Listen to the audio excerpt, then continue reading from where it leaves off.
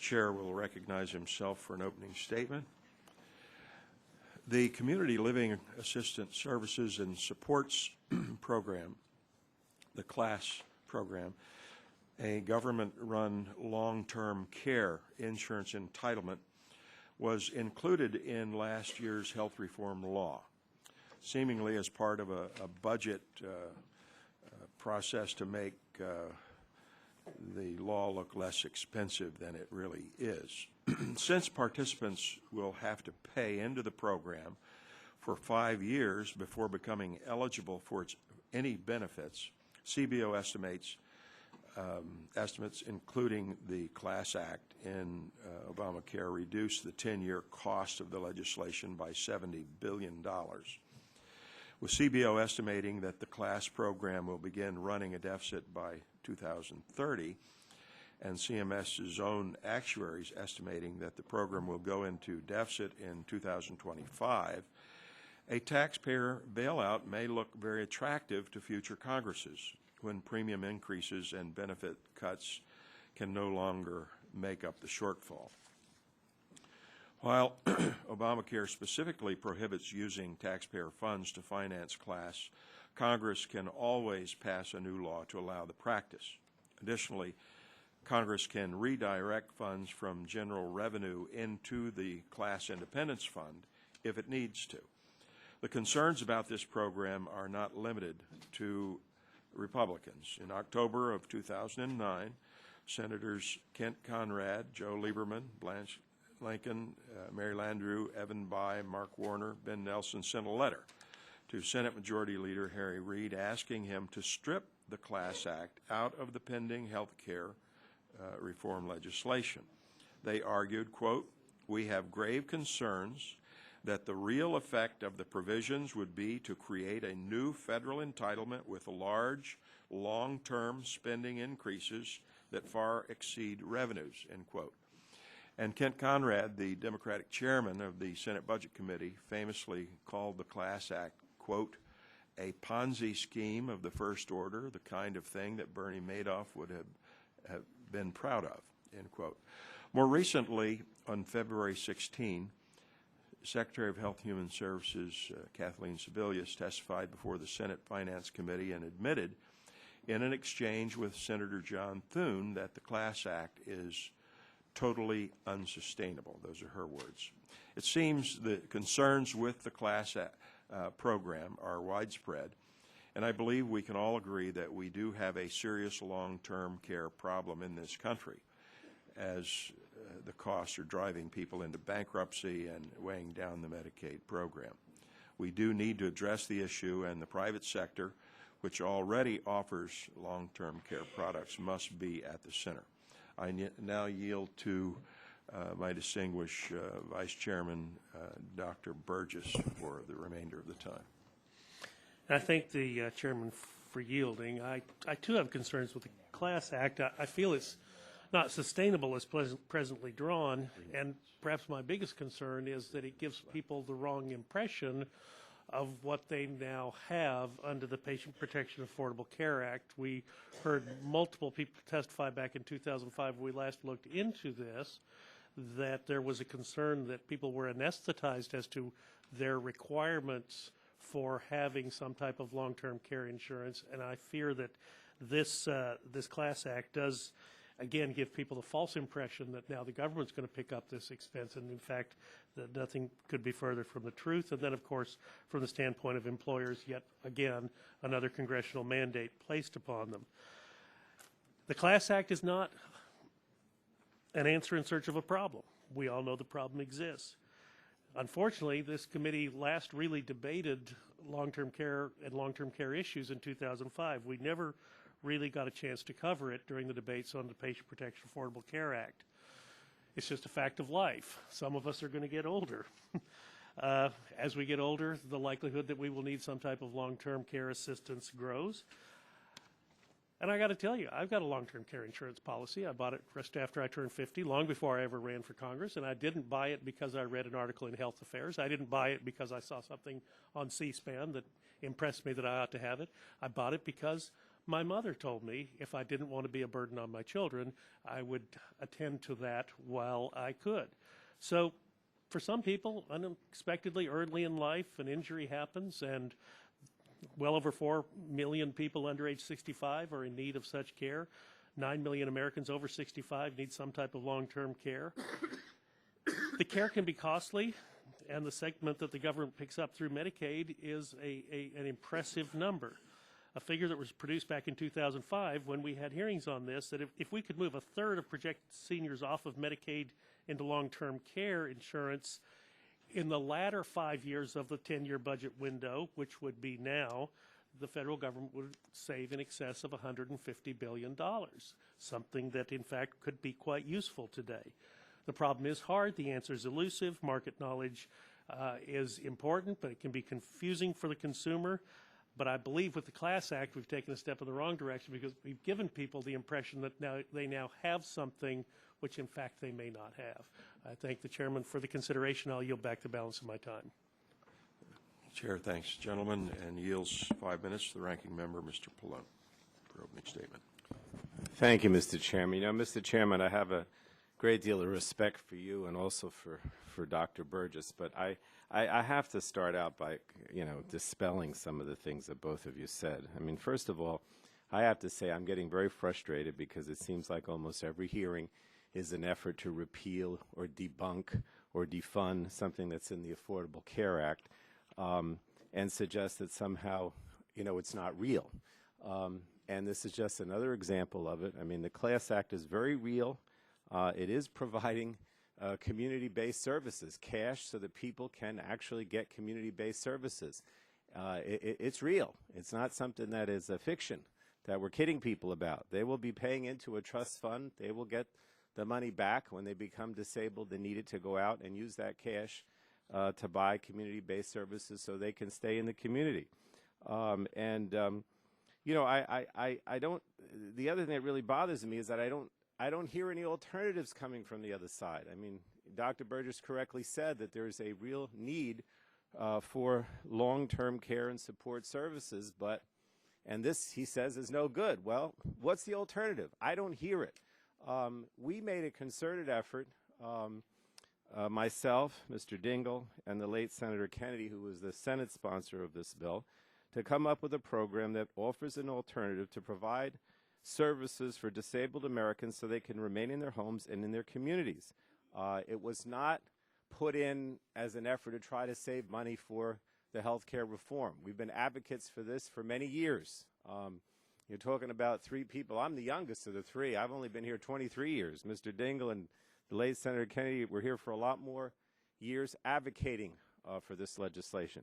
It just happened to be that there was an opportunity to move this in the context of the Affordable Care Act, and we did it because we know that there are 10 million Americans in need of long-term services, and that number is expected to increase to 26 million by 2050. Meanwhile, more than 200 million adult Americans lack any insurance protection against the cost of long-term services. As a result, nearly half of all funding for these services is now provided through Medicaid, which is a growing burden on states and requires individuals to become and remain poor to receive the help they need, which is a terrible way to operate.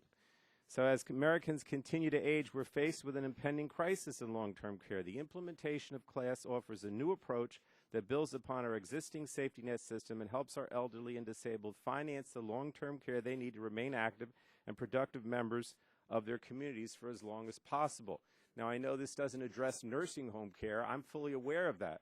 But the need for community-based care is just as important as a method of financing long-term care in the nursing home. The nursing homes are paid for by Medicaid, but a lot of these services that people would be able to access through the Class Act are not even provided by Medicaid. That's why it's necessary. It's a voluntary self-finance program designed to assist Americans who choose to participate to proactively prepare for their future. People are taking on responsibility, basically saying, I want to prepare myself. I'm willing to take the responsibility. It focuses on personal responsibility, ensures as many choices as possible are available to those needing future services. I know my Republican colleagues have concerns about the program's sustainability and its impact on the budget deficit, But to them, I would say that the Secretary has the tools she needs in the bill to make sure this program does not grow into a new entitlement. The chairman said it's an entitlement. It is not. In fact, the law requires that she certify the program to be actuarially sound and deficit neutral. If anything, this program helps alleviate deficit problems. As the CBO noted in its analysis, CLASS could save Medicaid $2.5 billion in the first 10 years, possibly additional savings after that. And conversely, the CBO estimates that repeal of CLASS would add $86 billion to the federal deficit. I continue to remind my Republican colleagues, if you start repealing the provisions of the Affordability Act, CLASS or some of the others, you're going to increase the deficit. And I strongly believe CLASS is an important step in the evolution of public policy because it's a framework based on the principles of independence, choice, and empowerment. CLASS is about ensuring you have the services and support you need to remain independent members of society, which is what all of us want.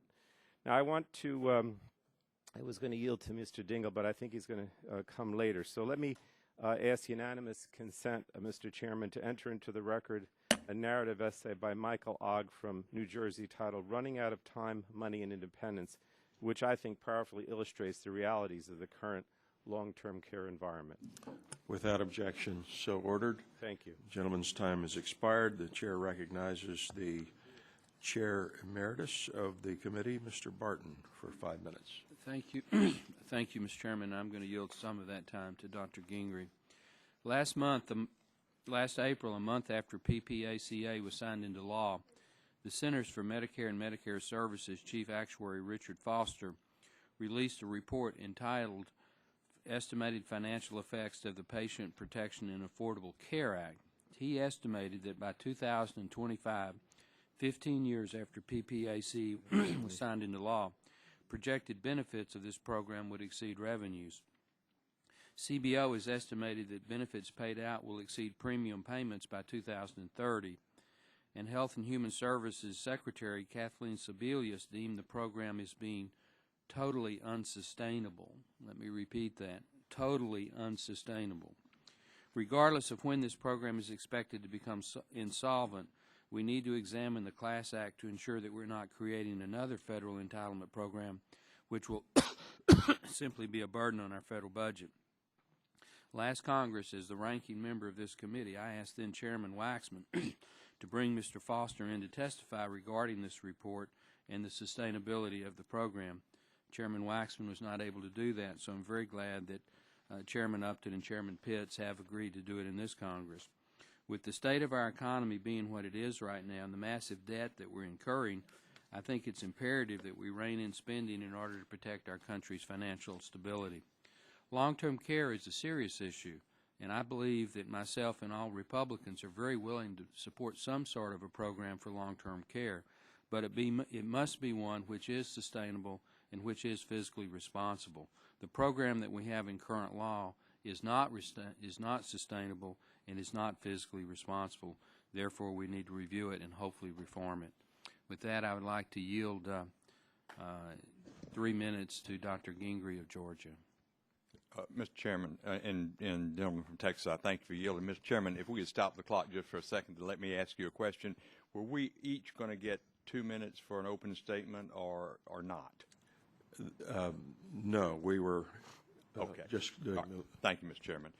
And I thank the gentleman from Texas. The CLASS Act attempts to address an important public policy concern, the need for non-institutional long-term care, but that's not why we're here today. We are here today because the CLASS Act, according to the CBO, the President's own debt commission, and even the administration, is financially unsustainable and a potential time bomb for the federal budget and our economy.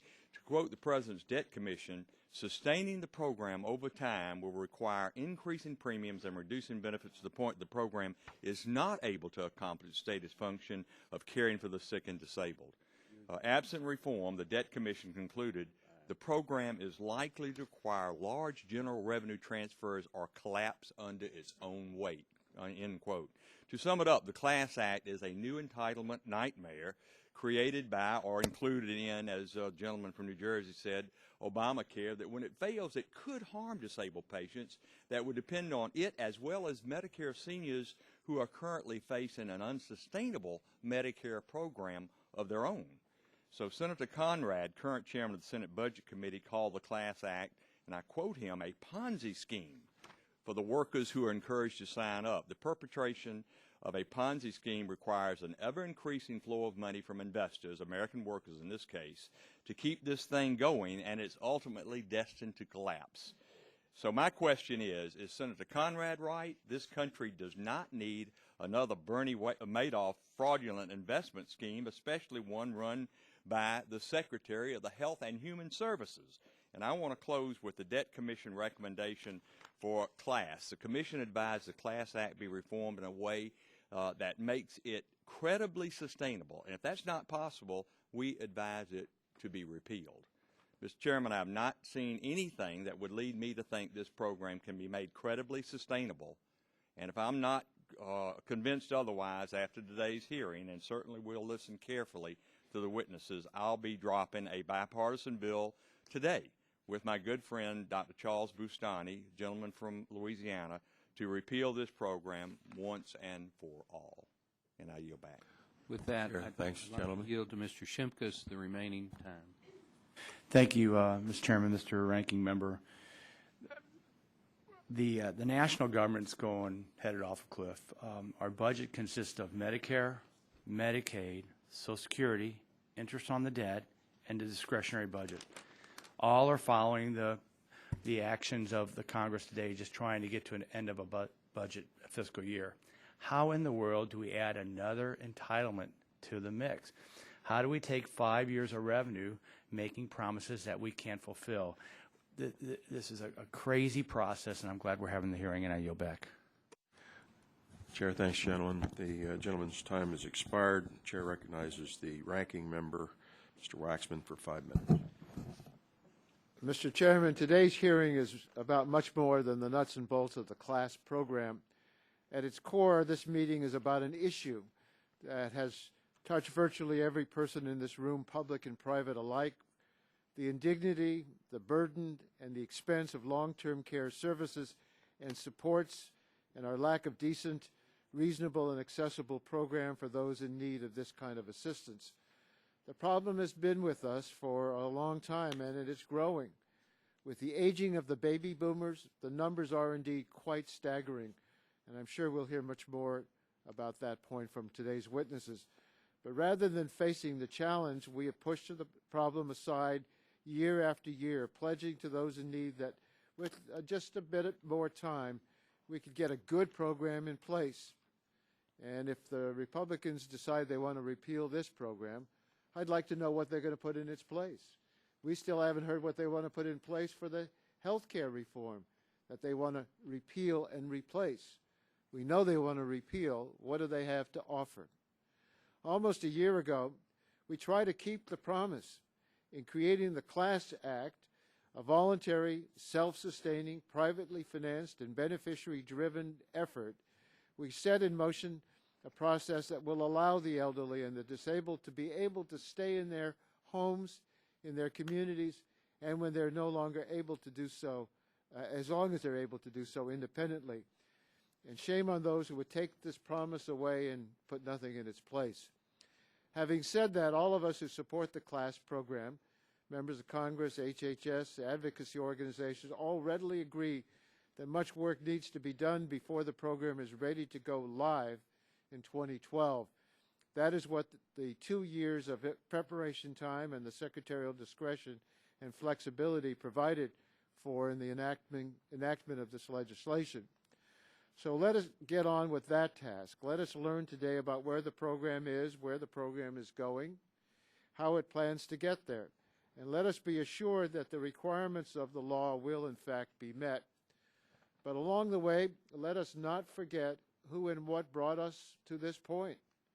The Tony Youngs of America. Tony, we're going to hear from later, is one of our witnesses. Their families, and the discouraging and often devastating experience of simply wanting to stay put and remain engaged and productive, and being told that's not possible. The class program is designed to change all that. Let's give the Class Act a chance and keep our promise to those who have waited so long for meaningful reform. And I want to yield the balance of my time to Mr. Dingell. Mr. Chairman, I thank my good friend, Mr. Waxman, for yielding me this time, and I commend you for having this hearing. Oversight is an extremely important undertaking, and this will enable us to come to conclusions as to what is the best thing for us to do with regard to the Class Act and how it can best be made to enable us to serve a terrifying unmet need for all of our people. This is a proposal that was put into law, as you will remember, by the ranking member of the Health Subcommittee, Mr. Pallone, and by my dear friend, Mr. Kennedy, and Senator Kennedy and I. And it's a vital program in the part of the health reform law. It will fill an enormous unmet need in our society: affordable long-term care services and support for 10 million Americans in need of long-term care now, and some projected 15 million Americans that are going to need that by 2020. Currently, Americans in need of long-term care, whether they're functionally disabled or elderly, find themselves with few options, if any. Private long-term care insurance is available, but options are limited and costs are too burdensome for many families.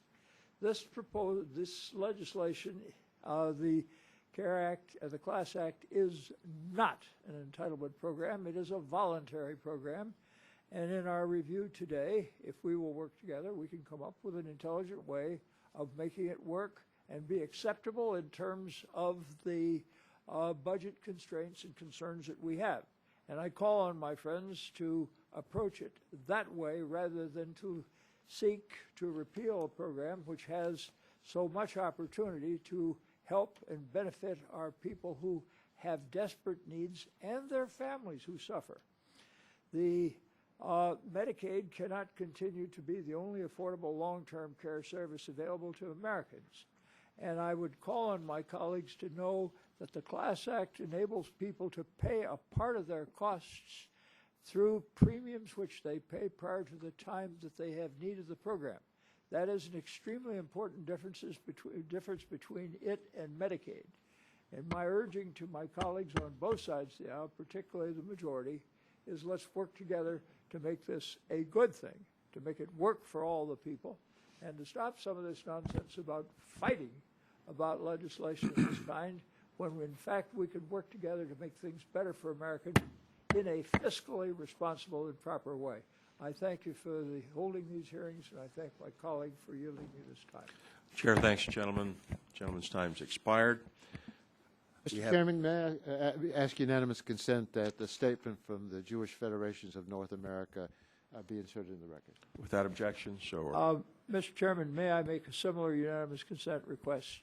The AARP has an excellent statement which they have presented to me to ask me to have it submitted to the committee by unanimous consent. And I ask unanimous consent that that excellent statement be inserted in the record. Without objection? Mr. Chairman, may I ask unanimous consent that our side could be allowed to see those letters? All right, if you can pass those down, we'll take a look at them. All right, we have two panels today, and I'd like to introduce the first panel at this time. Assistant Secretary Kathy Greenlee was appointed by President Obama and later confirmed by the Senate in June 2009 to serve as the Assistant Secretary for the Administration on Aging, an agency within the U.S. Department of Health and Human Services.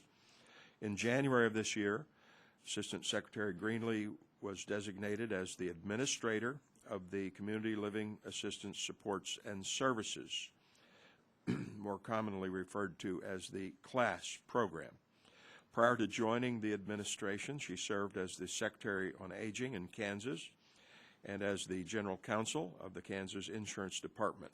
In addition, Ms. Greenlee served as Chief of Staff and Chief of Operations for then Governor Kathleen Sebelius. Your written testimony will be entered into the record. We ask that you summarize your statement in 5 minutes and then be available for questioning. We look forward to your testimony. The witness is now recognized for 5 minutes. Thank you, Mr. Chairman. Chairman Pitts, Ranking Member Pallone. Is this working? I can tell it is. Thank you, Mr. Chairman. Chairman Pitts, Ranking Member Pallone, and members of the subcommittee, thank you for the opportunity to discuss the implementation of the Community Living Assistance Services and Supports Act, or what we all commonly call the Class Act. Today, approximately 10 million Americans need long-term services and supports, ranging from having an aide visit for a few hours a week to living in a nursing home around the clock. As America ages, that number is rising steadily. By 2020, it's expected that 15 million Americans will need some kind of long-term care. We know that 1 out of 6 Americans who surpass the age of 65 will spend more than $100,000 on long-term care, and far more will need less extensive but substantial care. More than 1 out of 5 persons who enter a nursing home will spend down their own resources and qualify for Medicaid after virtually exhausting their savings. Unfortunately, only 8 to 10% of Americans have private long-term care insurance, and new enrollment is declining while major long-term care competitors have exited the market. Taken together, this means that many Americans are not well prepared to finance long-term care services and supports that they will need. There are a number of reasons for this reluctance to prepare. First, 4 out of 5 Americans mistakenly believe that Medicare will provide them with extensive coverage for long-term care, and it does not.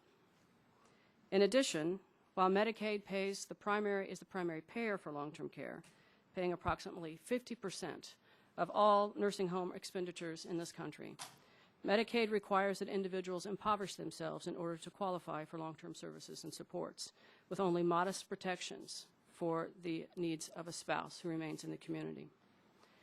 Americans also frequently misjudge the likelihood that they or a spouse will someday need long-term services and supports. And many people are unaware of the costs of these kinds of supports. A year of nursing home care costs around $75,000. But it isn't just individual budgets that are stretched.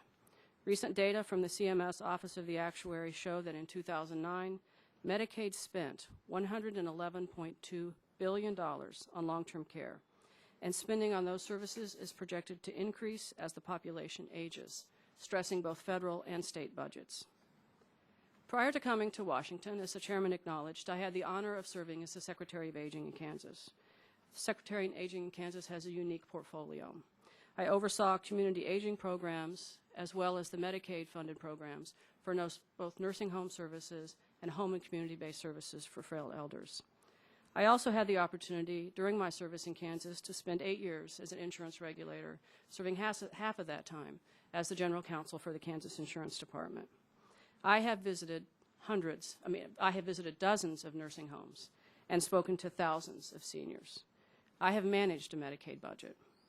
And what I know with certainty is that all people, regardless of age, hope to maintain their independence for as long as possible. I know and respect many nursing home providers. Their particular task is difficult. But for all of us, we hope to postpone nursing home admission for as long as possible. And some people swear that they will never go to a nursing home.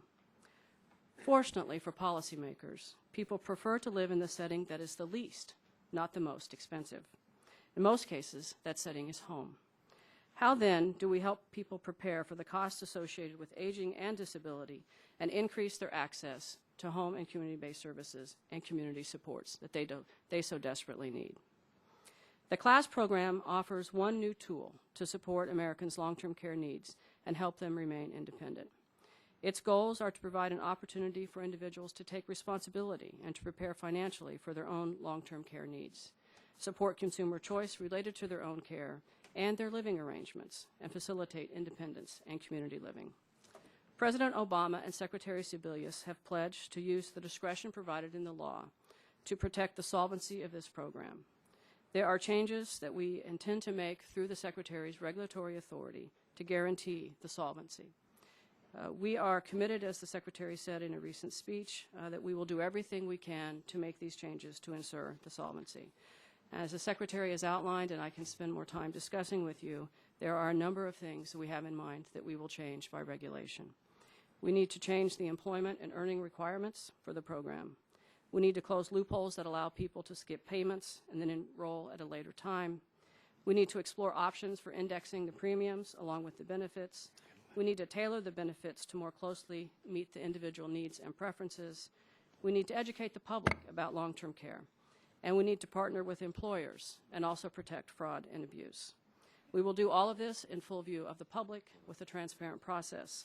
We will do everything we can as we move forward to implement this law responsibly and protect its solvency. Thank you.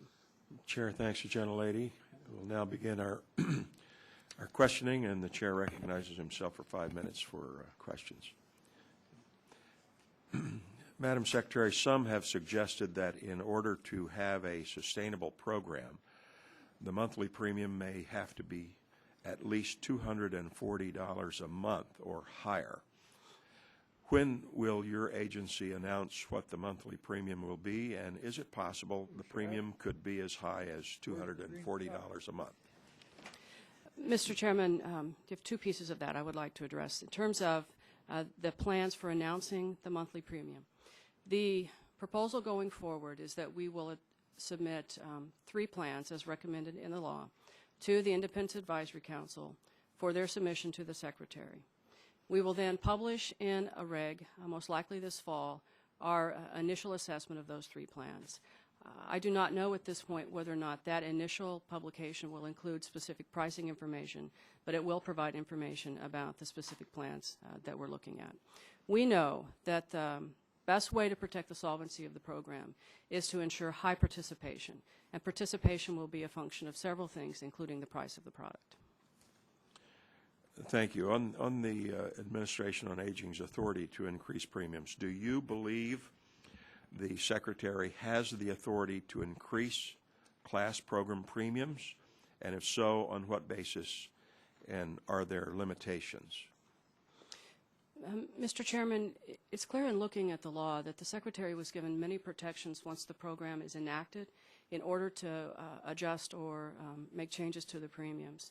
The list of recommendations that I have suggested are things that we need to do early through a regulatory process, not just to adjust premiums, but to deal with the indexing of the premiums to help protect the financial solvency. So she has the authority both after the program is adopted and now.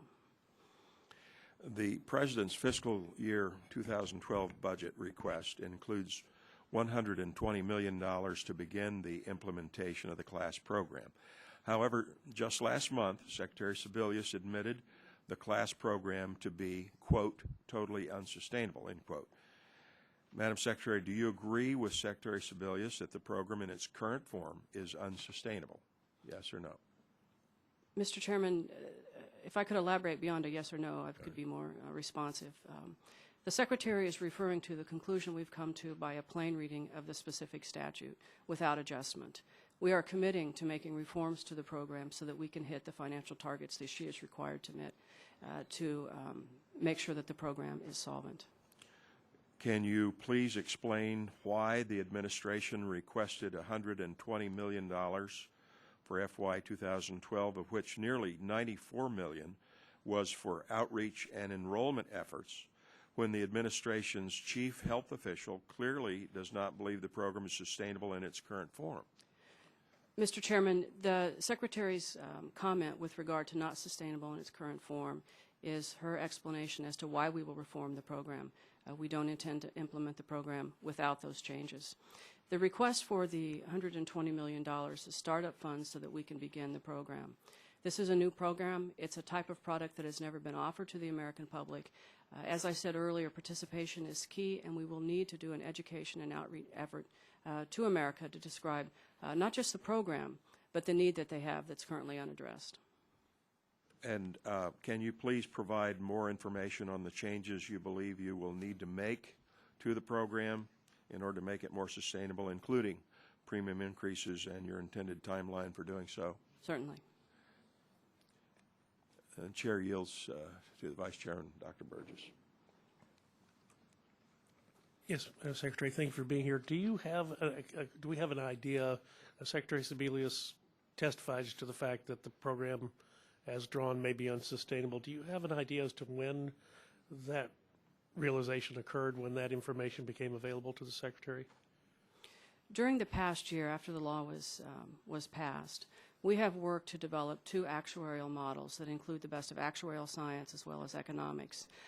Each of those models has led us to the conclusion that to protect the solvencies, there are some changes that we need to make to the program. And will those changes likely be on raising the premium, reducing the benefit, combination of both, or draw the federal treasury? Congressman, the changes I've mentioned briefly, they're more fully described in my written testimony, but they are changes that can be made with regard to earnings, anti-gaming, fraud protections, and indexing the premiums, which will help strengthen the program. Well, I'll get to that in just a moment, but we do need to pursue that a little bit. Thank you. Chair, thanks, gentlemen. My time has expired. Chair recognizes the ranking member, Mr. Pallone, for 5 minutes for questioning.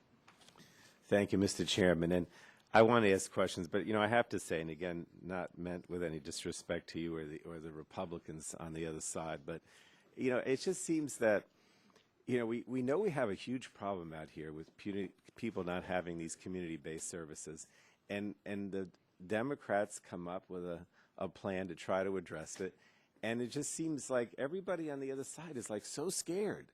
Like, there's this fear of a new program and we're going to get the word out about it. And I mean, the bottom line is when you have a problem, you try to address it. And yes, it's going to be new and there are going to be some problems in implementation and outreach. But that's what happens when you try to do something new, address something that hasn't been addressed before. And I appreciate the Assistant Secretary for pointing that out, that, we're trying to do something that's never been done before. And so naturally there are going to be some kinks in it. But that's what happens when you try to address something that hasn't been addressed. Now, I just wanted to ask some brief questions, if I could. First, I wanted to start with this decision that we made to put the program in your agency, Administration on Aging. Some suggest that, that's not the proper place for it. Why is the program being housed there, and how prepared do you feel you are, and did we make the right choice? Quickly, because I want to get to another one. Congressman, the Secretary has the authority to reorganize Department of Health and Human Services, which gives her the authority to place it at the Administration on Aging. This is a different kind of program than AOA has run in the past. But the connection is that we have long expertise in providing services in the community that help support independence. And I believe that I also have the credentials to help make this possible. Now, we heard, thank you, we heard, statements here. The Republicans referenced the Secretary's statements about loopholes and sustainability and the need to strengthen the program. But I see the basis for the Secretary, exercising flexibility and discretion given to her in the law to implement it and make program improvements that address these loopholes and sustainability. Would you tell us where the administration is in reviewing some of these criticisms, statements that were made by the chairman about loopholes, sustainability? How are these being addressed? As I had mentioned earlier, we've spent the last year analyzing the law as written so that we have a fundamental science to the analysis. We have hired an actuary for the class staff who will now build on that to develop solvent programs that we can take moving forward. But we know there are changes that we need to make to protect the solvency. The Secretary not only has the authority, she has the responsibility to roll out a solvent program, and we take that very seriously. Okay. And then the last thing I wanted to ask is the process by which the requirements, the guidelines, the nuts and bolts of the program, if you will be disclosed and subject to review by the relevant stakeholders. And how will the department go about publicizing the framework of the program and at the same time seeking advice of those with an interest in its operations? There are two primary ways. We will work with the Class Independence Advisory Council, which is clearly set forth in the law to be a place where we go for additional public input, stakeholder input, and we will go through the federal rulemaking process so that we will publish regs and have full opportunity for the general public to comment. We will review those comments and address them as we move forward. Well, I appreciate that. I just wanted to point out a couple other things, and again, trying to sort of address some of the criticisms that were made by my colleagues on the other side. Statements were made about how this is a mandate to employers. That's not true. Employers, decide whether they want to have their employees participate in this. It's voluntary. Now, obviously, as you've said, Madam Secretary, we want as many employers as possible to participate because the price, if you will be lower if the more people participate, and it's very important. But it is not mandated. The law specifically says that, you know, employers can decide whether to sign up, and obviously you're going to try to get as many of them as you possibly can. But if you'd comment on that. That is correct. Both employers and employees will have a choice about whether or not to participate. We will work actively with the employer community to make it as easy as possible for them to participate or to help individuals participate because we need a large number and a broad risk pool of people to apply. And I appreciate that. And, you know, I got about 10 minutes left here. Again, I just want to stress. Oh, I don't? 10 seconds. Oh, 10 seconds. Well, I just wanted to, sorry, now I have nothing left. No, I just want to say again, you know, we're trying to address something that hasn't been addressed. You said that. We're going to have some kinks, but let's move forward. Let's not repeal it. I really feel strongly that way. Thank you. Thank you. The gentleman's time has expired. The chair recognizes the vice chairman, Dr. Burgess, for 5 minutes for questioning. Again, thank you, Secretary Greenlee, for being here. And your testimony is important and certainly underscores some of the testimony we had when we last had hearings on this in 2005, and that is the general lack of knowledge of the general public about the importance of having long-term care insurance, your reasons why people don't pursue it, not wanting to think about unpleasant things in the future, thinking that some other federal agency is going to pick this up at some point. So all of this is extremely important. I guess the question just comes up. You have mentioned the $120 million budget that is spent this first year on developing the program. What do you think we could have done with $120 million is just sort of increasing awareness, increasing the general public's awareness of this as a problem and what options are out there for them? Could we have done a better job? Absent, I want to make sure you Well, understand, without a say program you- attached to it, just a general. There are programs available. I bought one in the year 2000. Again, it wasn't because I read an article in Health Affairs. It wasn't because I saw somebody on C-SPAN who looked smart. My mother told me that, hey, if you don't want to be a burden on your children, like I am on you, then perhaps you'll consider long-term care insurance. And indeed, I investigated it and made a decision to purchase it. Now, it wasn't a particularly, you know, it's one of those things that I hope one of those bets I hope that I'll never get covered. But at the same time, if more people are aware of the importance of having this, what the implications are of not having this, do you think we could have perhaps done some good with $120 million as a public outreach program, even employing old Andy Griffith to tell us about it? You know, the private long-term care insurance market has been selling for 30 years and have only reached a penetration of probably 10% in the market.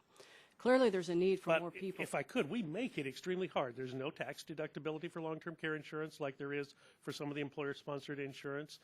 You can't pay the premium out of a medical savings account or health savings account. These are all after-tax dollars that have to be invested. There are things we could do on the policy side, absent a class act, that would have made a difference in the number of participants. I'm not saying it would have solved the entire problem. Surely there are still going to be people who are going to need a medical safety net. Medicaid is not obviously going to go away, but it always seems like the default position is we're going to expand those federal programs. You talk about fraud and abuse and wanting to be able to clamp down on that. I salute you for that. I want you to do that. But at the same time, when you look at those third-party payment programs that are subject to fraud and abuse, it's never United Healthcare that you read about in the front page of the newspaper that has a problem with too many wheelchairs going out. It's Medicaid. It's Medicare.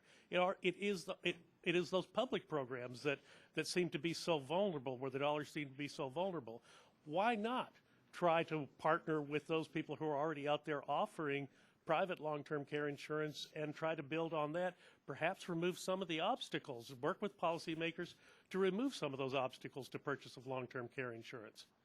Congressman, the product that the Class Act represents is a different market than what the long-term care insurance market has ever addressed. This is for a different group of individuals with a limited benefit. The private market has always offered comprehensive long-term care insurance, which many people need. And I agree that there are new opportunities, new ways to reach that market. Well, but that is not ask- the same market that the class program is Well, let me designed ask for. you this. Do you think when people look at, and granted, people's understanding of things sometimes is is more superficial than I think it should be. But as people look at the Patient Protection Affordable Care Act, say, aha, they've got the Class Act in there, are they going to be more or less inclined to more seriously look into private long-term care insurance should they be able to afford it? Or is there going to be an acknowledgement in people's mind now that, yeah, the government's taking care of that for me, I don't have to worry about it? This is a supplemental program, not comprehensive needs. So the answer for an individual would depend on what they could afford to purchase for themselves, But whether or do you not think they there is a felt like general they could awareness that this is a supplemental program? It's not the way I hear it talked about in the media. That's part of the reason for the budget request, so that we can be very clear with the public so they know that this is for a supplemental supportive program and not a comprehensive product. Look, when I grant you that H.R. 3200 never saw the light of day after it left the House floor, but when we marked up the health care bill in this committee, the Class Act was brought in at the last minute as kind of a shell bill. It was to be filled out by other committees, and in fact, it was put together as a hodgepodge on the Senate floor on Christmas Eve. That's why we've got the problems that we have, and we ought to be honest about addressing that. Fix what we can, but understand that this was not an ideal program, was never properly vetted by the United States Congress. I'll yield back this. Gentleman's time has expired. Chair recognizes the ranking member of the full committee, Mr. Waxman, for 5 minutes for questions. The gentleman was correct about private long-term care insurance. It's what we hope people would buy to take care of themselves. Otherwise, we end up with people on Medicaid. And in nursing homes right now, which is the most expensive place for long-term care, 70% is paid for by Medicaid. And I don't think that means 30% is paid by long-term care insurance. It means a much smaller percentage of the 30, because a lot of people are there still under Medicare, or they're paying it out of their own pockets.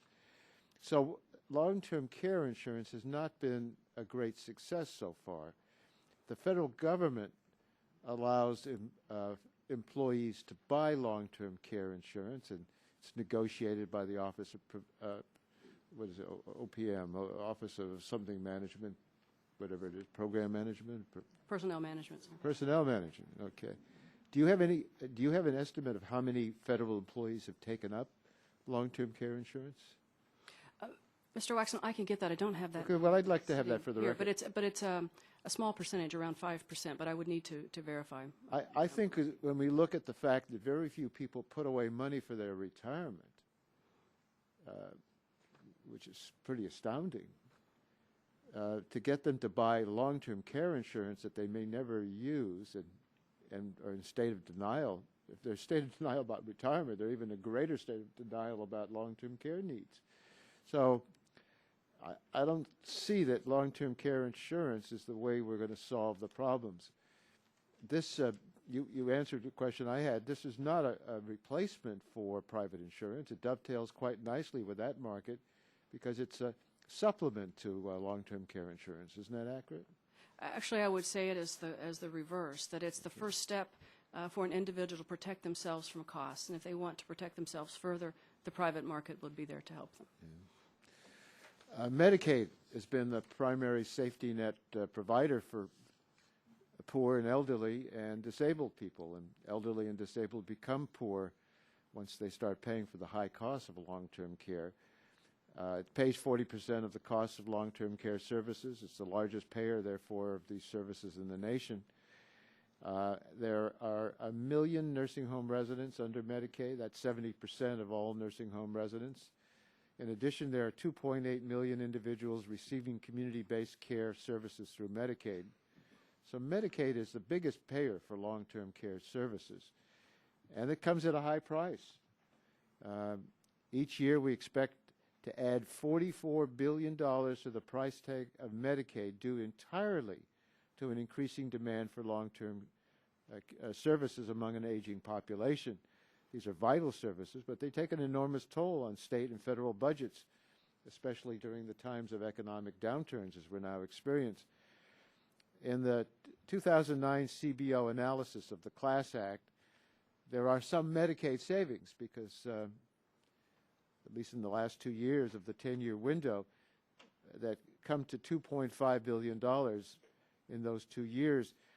Do you believe this program has the potential to save even more Medicaid dollars?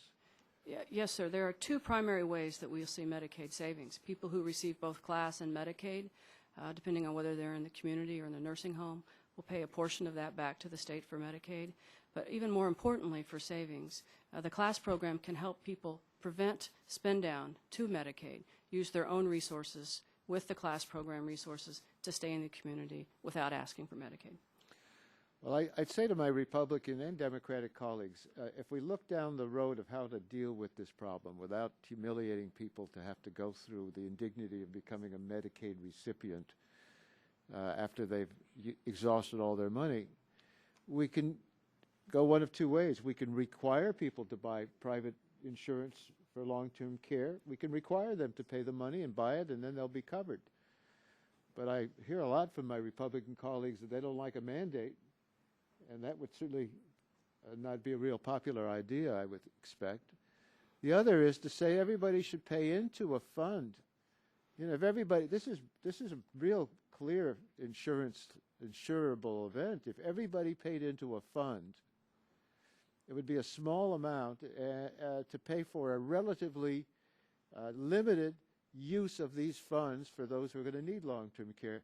Unlike Medicare, which serves everybody who becomes eligible for it because they need health care services, long-term care is like a catastrophic kind of coverage for people who need these services. And that might be a real good social insurance system.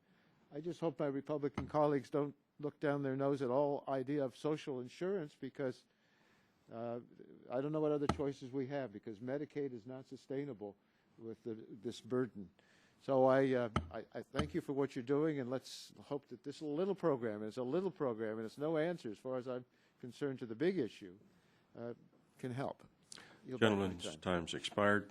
Chair recognizes the gentleman from Illinois, Mr. Shimkus, for 5 minutes. Thank you, Mr. Chairman. I appreciate Chairman Waxman's calm approach. I mean, we all know this is a major issue, and I'm a original Mi Casa guy when we had federal dollars following the individual and independent, helping people remain independent as long as they can and have them make the decisions based upon dollars versus government making the decision.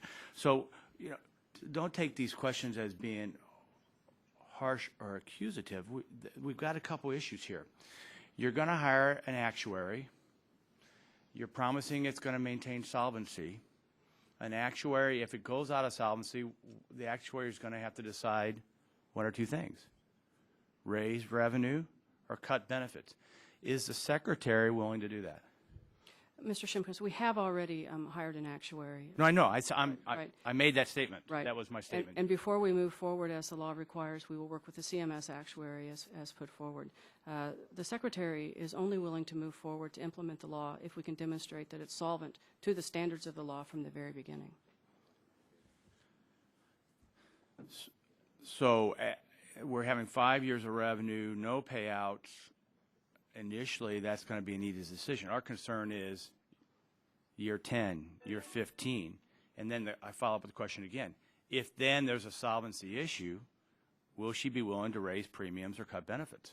Well, the law requires the CMS actuary, by way of this other work that we've done, to certify for both 25 and 75 years that the program is solvent, and we are committed to that before we start the program.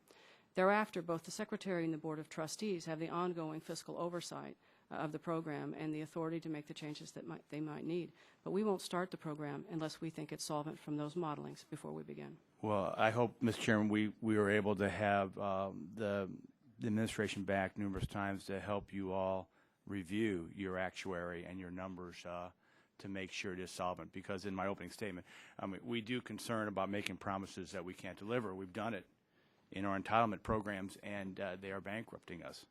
And so that's the concern.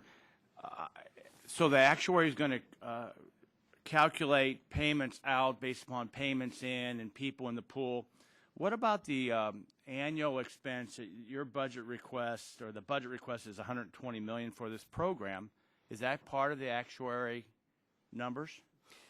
The program is designed to be self-sustaining. to pay benefits only from premium dollars. So once the program is up and running, then that's how it will operate. What about the overhead?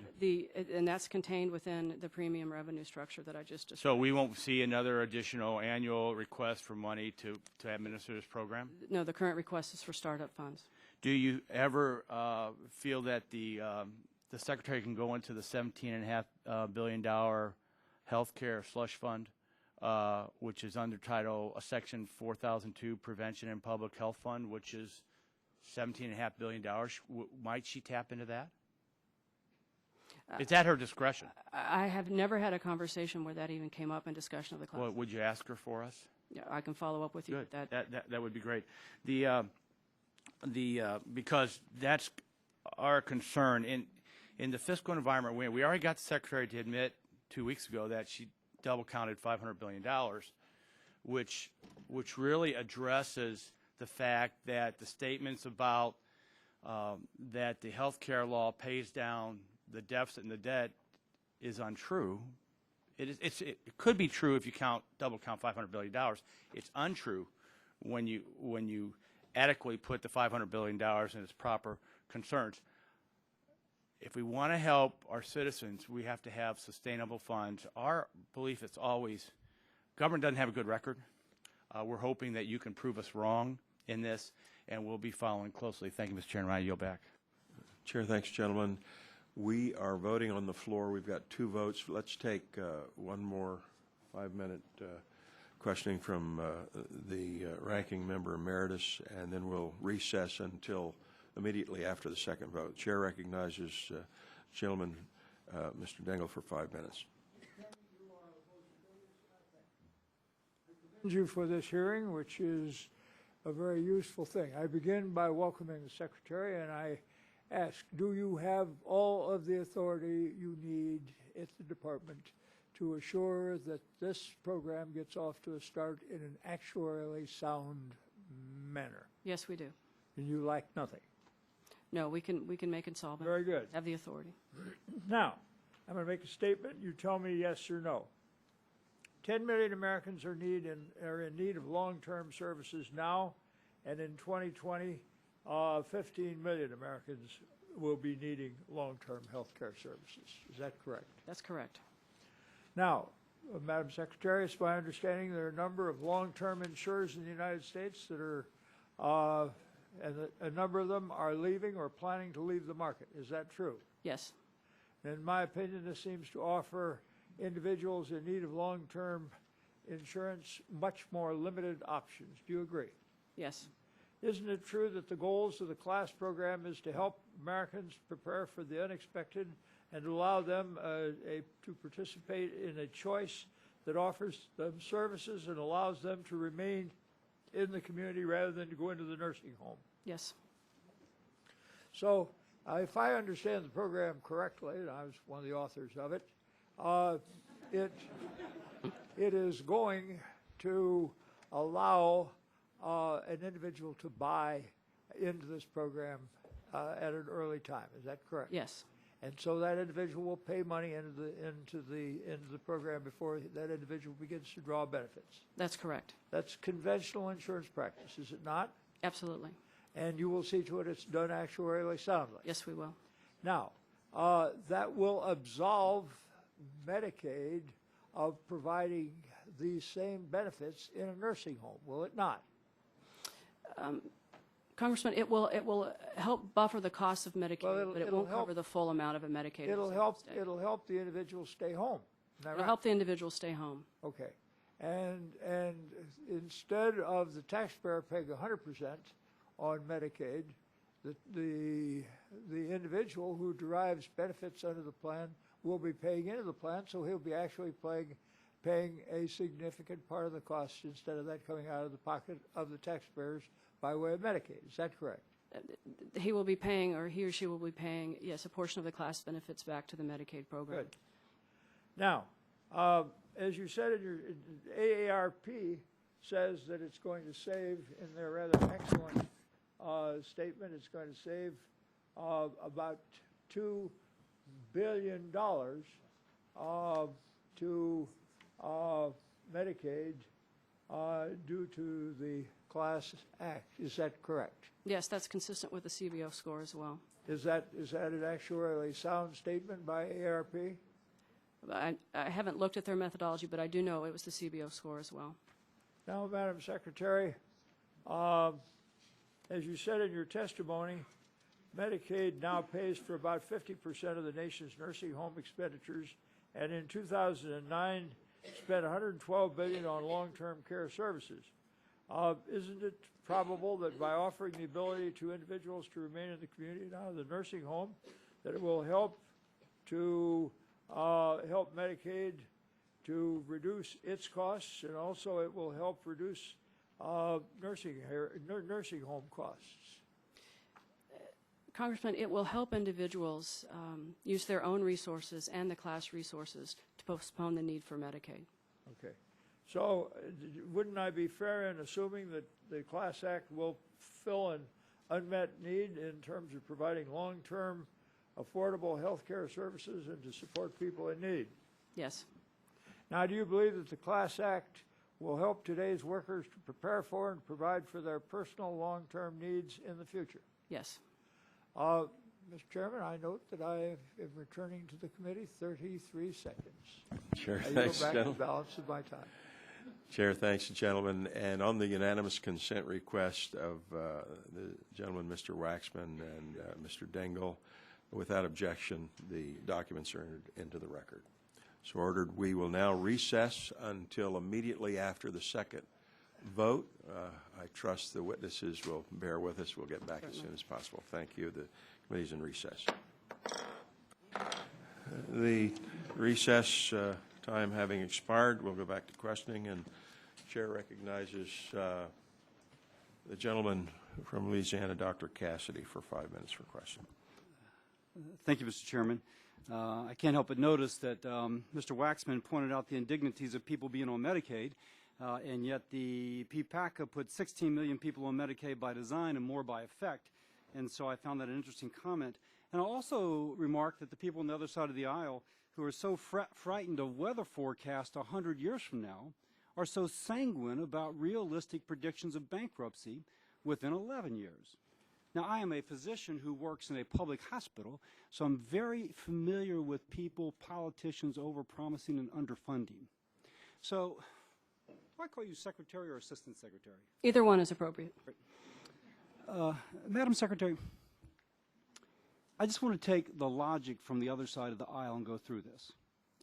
Their argument about an individual mandate is that if you don't force people to be in the insurance program, only those who are sickest will take the policies, and it enters the so-called death spiral where only the sickest are in it, but those who would have to support them by not being sick but paying premiums get out because of expense. Now, you by law are mandated to keep this actuarially sound for 75 years. Let's assume the logic is correct, that we're going to enter into a situation where only those who are going to benefit wish to be in, and those who, frankly, don't see it in their financial interest to do so, choose not to join. Now, you have to, obviously, by law, make the premiums effective. So it seems to me, and tell me if you disagree, if there is this adverse selection, that progressively you will have to raise the premiums, so much so that you'll enter into the death spiral we heard so much about regarding the private health insurance market. Congressman, as you've heard me testify, we are absolutely committed to the solvency of the program. And the key to the solvency will be broad participation. Now, but keep in mind my presumption. My presumption is that they are right, that without a mandate, only those who benefit financially choose to participate. And you, if you will, drop out those who don't see it in their financial interest to pay a lot in and get a little out. The underlying question is, what is the method by which you gain broad participation?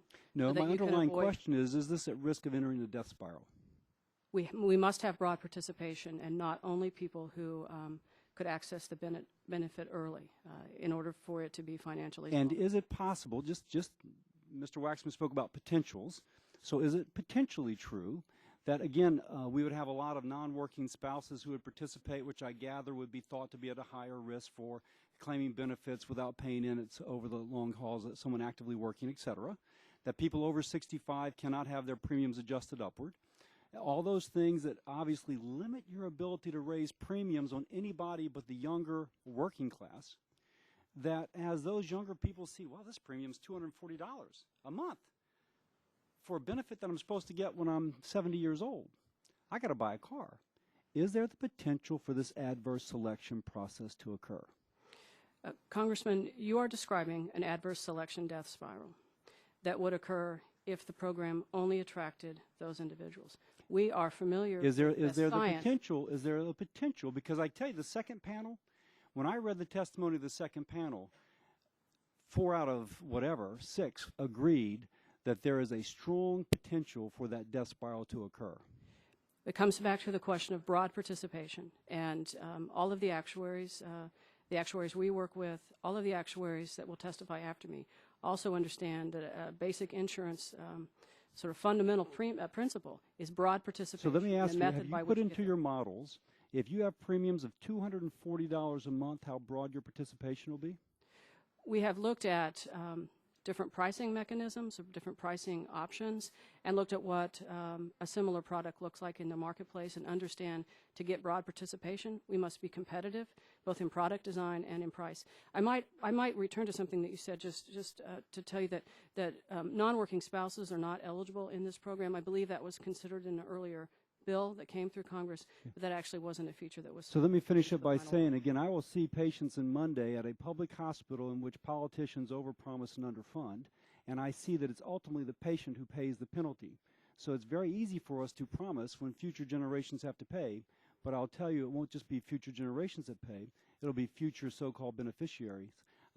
Unless you can convince me there's not a death spiral, I have to admit I have to be more skeptical of this than of a 100-year forecast. So, thank you. Chair, thanks, gentlemen. Gentleman's time's expired. Chair recognizes the gentlelady from California, Ms. Capps, for 5 minutes for questions. Thank you, Mr. Chairman. One general comment, if I may, to begin. While I appreciate hearing from this administration on the topic of aging, and certainly on your testimony, Madam Secretary, but and about the importance of long, strong term care and program accessible to all Americans, I can't ignore the fact that this hearing is yet another in a long line organized by those on the other side of the aisle obsessed with repealing the Affordable Care Act. When repeal doesn't work, they try to defund. When defunding doesn't work, they try to find targets like school-based health centers or the class program to cut off. As the ranking member has said, it's like deja vu all over again. So I will continue myself to ask for a hearing on the #1 issue to our constituents, which is jobs, and I will continue to ask for this subcommittee to come together and support our health care workforce. I also find it concerning that while the Republican members of this committee are declaring the program we are discussing today unsustainable, actually they should be taking credit for the flexibility that will be the key to ensuring its success. In fact, there is a Politico article today which describes how the class program flexibility came to be. It was an amendment by then Senator Judd Gregg, and it was accepted unanimously by the Senate Help Committee. In fact, after it was agreed to, Senator Gregg went on to say that his amendment ensures that the program will be fiscally solvent and that we won't be passing a buck to future generations. So, Honorable Secretary, Ms. Greenlee, considering the amount of flexibility in the program design that you've already discussed, do you agree with Senator Gregg in his assessment? Congresswoman, as I understand, in response to Senator Gregg's concern, the 75-year requirement was placed into the law so that we look long-term. And we're required to look long-term from the very beginning to know that we can hit that marker before we ever start the program. Thank you. Now, I acknowledge in this committee a strong difference of opinion among some of us on the substance of this program, but the overall issue should be one we can easily agree on. The current system for affordable long-term care is not just broken, it is all but non-existent. Long-term care insurance is far too expensive for most individuals, and Medicare does not cover the range of care needed. Instead, we asked Americans to spend down their savings, sell their assets, and purposefully become impoverished so that they can access the Medicaid program, the primary long-term care provider in most of our country. 2 weeks ago, this committee heard how expensive Medicaid is, both to the federal government and to the states. This is particularly true in regards to long-term care, but right now, what other option is there for most Americans? My colleague, Mr. Waxman, accurately described how Medicaid costs could be lessened by this program. Before many families get to this point, they often struggle to find needed care for their loved ones themselves. I think it's fairly clear and straightforward how the CLASS program would benefit people who might need assistance with such activities of daily living as dressing, toileting, eating, sometime in the future. This could be the case for all of us. But the program also promises to help those individuals who provide this kind of assistance to those in need, family caregivers whose own lives are often disrupted or put on hold while they care for a loved one. So would you describe how the CLASS program would affect and benefit individuals such as family members? Family caregivers in specific, as you know, probably know from talking to your constituents, family caregiving is a tremendous burden, both physically and financially. One of the ways that the CLASS program would help would be provide the family member themselves with cash benefits so that they could purchase assistance, respite care, the kinds of things right now that are often borne by family caregivers, both in terms of physical work and expense to provide care to their loved one. One more question, or comment in question. There's a notion that the CLASS program won't work because there's no room for it, and that is because the existence of a private market, as limited as it is, provides that the potential market for long-term care is limited. The fact that there isn't more of a market for it, it must mean that people don't want this.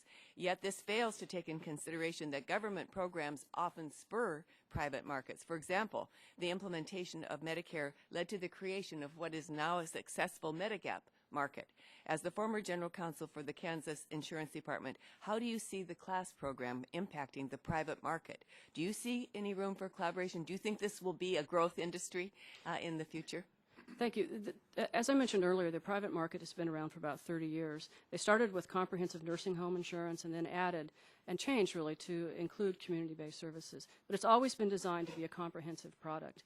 Nothing like the CLASS program has ever existed in the private market. So these are complementary but different markets, and I think there is plenty of both need and room for both to exist as we move forward. Thank you very much. I yield back. The gentlelady's time has expired. The chair recognizes the gentleman from Pennsylvania, Dr. Murphy, for 5 minutes for questioning. Thank you, Madam Secretary. I appreciate my comments, the comments from my colleagues about good intentions, and all of us want to make sure that those who are disabled have the care that they need. But good intentions do not necessarily cause good law. And I may intend to pay all my bills, but if I don't, the bank isn't going to accept my intentions as reason to not foreclose on my home or my car. So it is important that we have these numbers, and I appreciate your patience in helping us understand this. With regard to the health care bill, the latest CBO and Joint Commission on Taxation estimates are that for the first decade on the health care bill, it would cause a net increase in federal deficits of $210 billion of the period of 2012 to 2021. Now, last March, the CBO and JCT estimated that it would actually be $124 billion. It would reduce deficits. So we're off here by almost $300 billion in those estimates. They also note that the repeal of the CLASS Act provisions would increase federal deficits by $86 billion, meaning that that money was counted as part to pay the bills for the health care bill.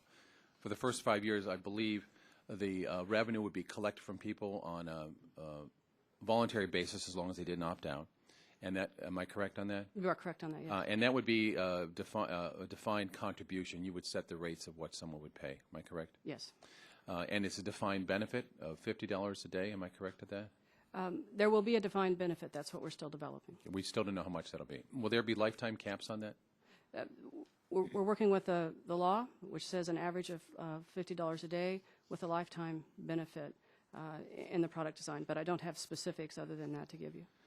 Well, given this information we have, that in order to pay for the health care bill overall, the other day Secretary Sebelius was speaking to us, and under questioning from Mr. Shimkus, she acknowledged that the health care bill, actually by borrowing the $500 billion from Medicare, really was double counting. That money both to pay for the health care bill, but we still had to pay back Medicare. So I ask a similar question here. This money, which is going towards helping to offset the cost of the health care bill, is it also double counting? Congressman, truthfully, I'm aware of the CBO budgeting process. My responsibility really is to help advise how we make this particular program solvent, and not. I don't do as much with what the CBO counting of the scoring would be, and certainly not for the overall bill. I appreciate, but isn't that money also being counted to offset the other healthcare costs of the rest of the bill? As I understand the CBO scoring for the first 5 years, as you described, there would be money coming in, and that has been considered in the CBO scoring, as you've described. So that is double counting. That money is also to help pay for the health care bill as well as to cover the Class Act. I would have to go back to the CBO description, but that sounds accurate. But I just would refer back to what CBO did themselves to understand it. So that, yes, it is double counting. I'm taking that as an answer. In that case, don't we have to pay back that money to cover the Class Act, that $80+ billion, and not just take it out? You also need that as you are going through to define the benefits and contributions and the caps. I'm assuming that you are hoping that money comes back and it isn't just taken out and it never returns. Certainly, we will only move a program forward if there are premiums, and we have modeling to indicate that the premiums will cover the benefits as designed. But so if we, they take by the 80 plus inference, are assuming that we will have premiums to collect and that they are accounted for in the federal government that we can draw upon to pay the benefits. I'm trying to help you because you have a very difficult job here. If $80+ billion is taken out to pay for health care, but you still need to have $80 billion in there to pay for your benefits, the question is, where is that money going to come from? And I liken it this way. If I went to the state of Pennsylvania and I said, I want to start up a long-term care insurance company, and so what I'm going to do is I'm going to collect benefits from people, but I'm going to spend that money on other things. But I promise you the day it starts, I'm going to have money to pay for that. I'm sure they would say, you're not going to do this, and if you try to, we're going to put you in jail because you don't have the money to do that. I think you have been given an impossible situation here where you're going to have to come up with this plan that someone has already taken $80+ billion to account for something else, and I hope there's a mechanism, I don't know what it is, where the money is going to come from to help you. Do you have any idea how that's going to work out? Congressman, I'm understanding your questioning. To me, this is a difference between the budget methodology and the financial accounting that we need to do in order to run a solvent program. I have much more authority and responsibility with regard to the basic accounting and fundamental science of the plan. I appreciate it. In the budget. And my concern is also for the people. I hate to promise people a benefit and then say, by the way, there's no money to pay for it, so we're going to have to raise your premiums, raise your copays, reduce your benefits, and set caps. That's concerning to me because it's a promise on cap. I realize I'm out of time. Thank you. The gentleman's time has expired. The chair recognizes the gentlelady from Illinois, Ms. Schakowsky, for 5 minutes requesting. The gentleman just described exactly what we have with private insurance right now, that kind of uncertainty that is in the private market, and I have confidence that the Class Act will actually address this problem. I am happy to meet you and to see you here. I have been working on the issue of long-term care since I was in the state legislature starting in 1991 in Illinois, and helped to pass the Prevention from Spousal Impoverishment, that people didn't have to lose their homes, spend down every single asset in order to have their spouse go to a nursing home. The issue of the cost of long-term care, not just for persons with disabilities, who I see are here today, and I welcome them, but certainly for most families, or many families anyway, face this really frightening prospect right now of not being able to have the care that they need, having to move from one place to another, find some place that will accept Medicare.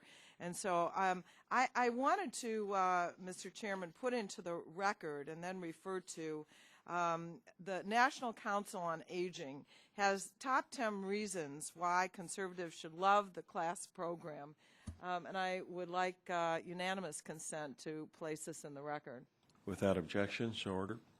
I wanted to go over a couple of them and welcome your comments. It says, 1, class provides flexibility to ensure fiscal solvency, and thanks to an amendment from former Senator Judd Gregg, the plan includes strong provisions to guarantee fiscal solvency for 75 years.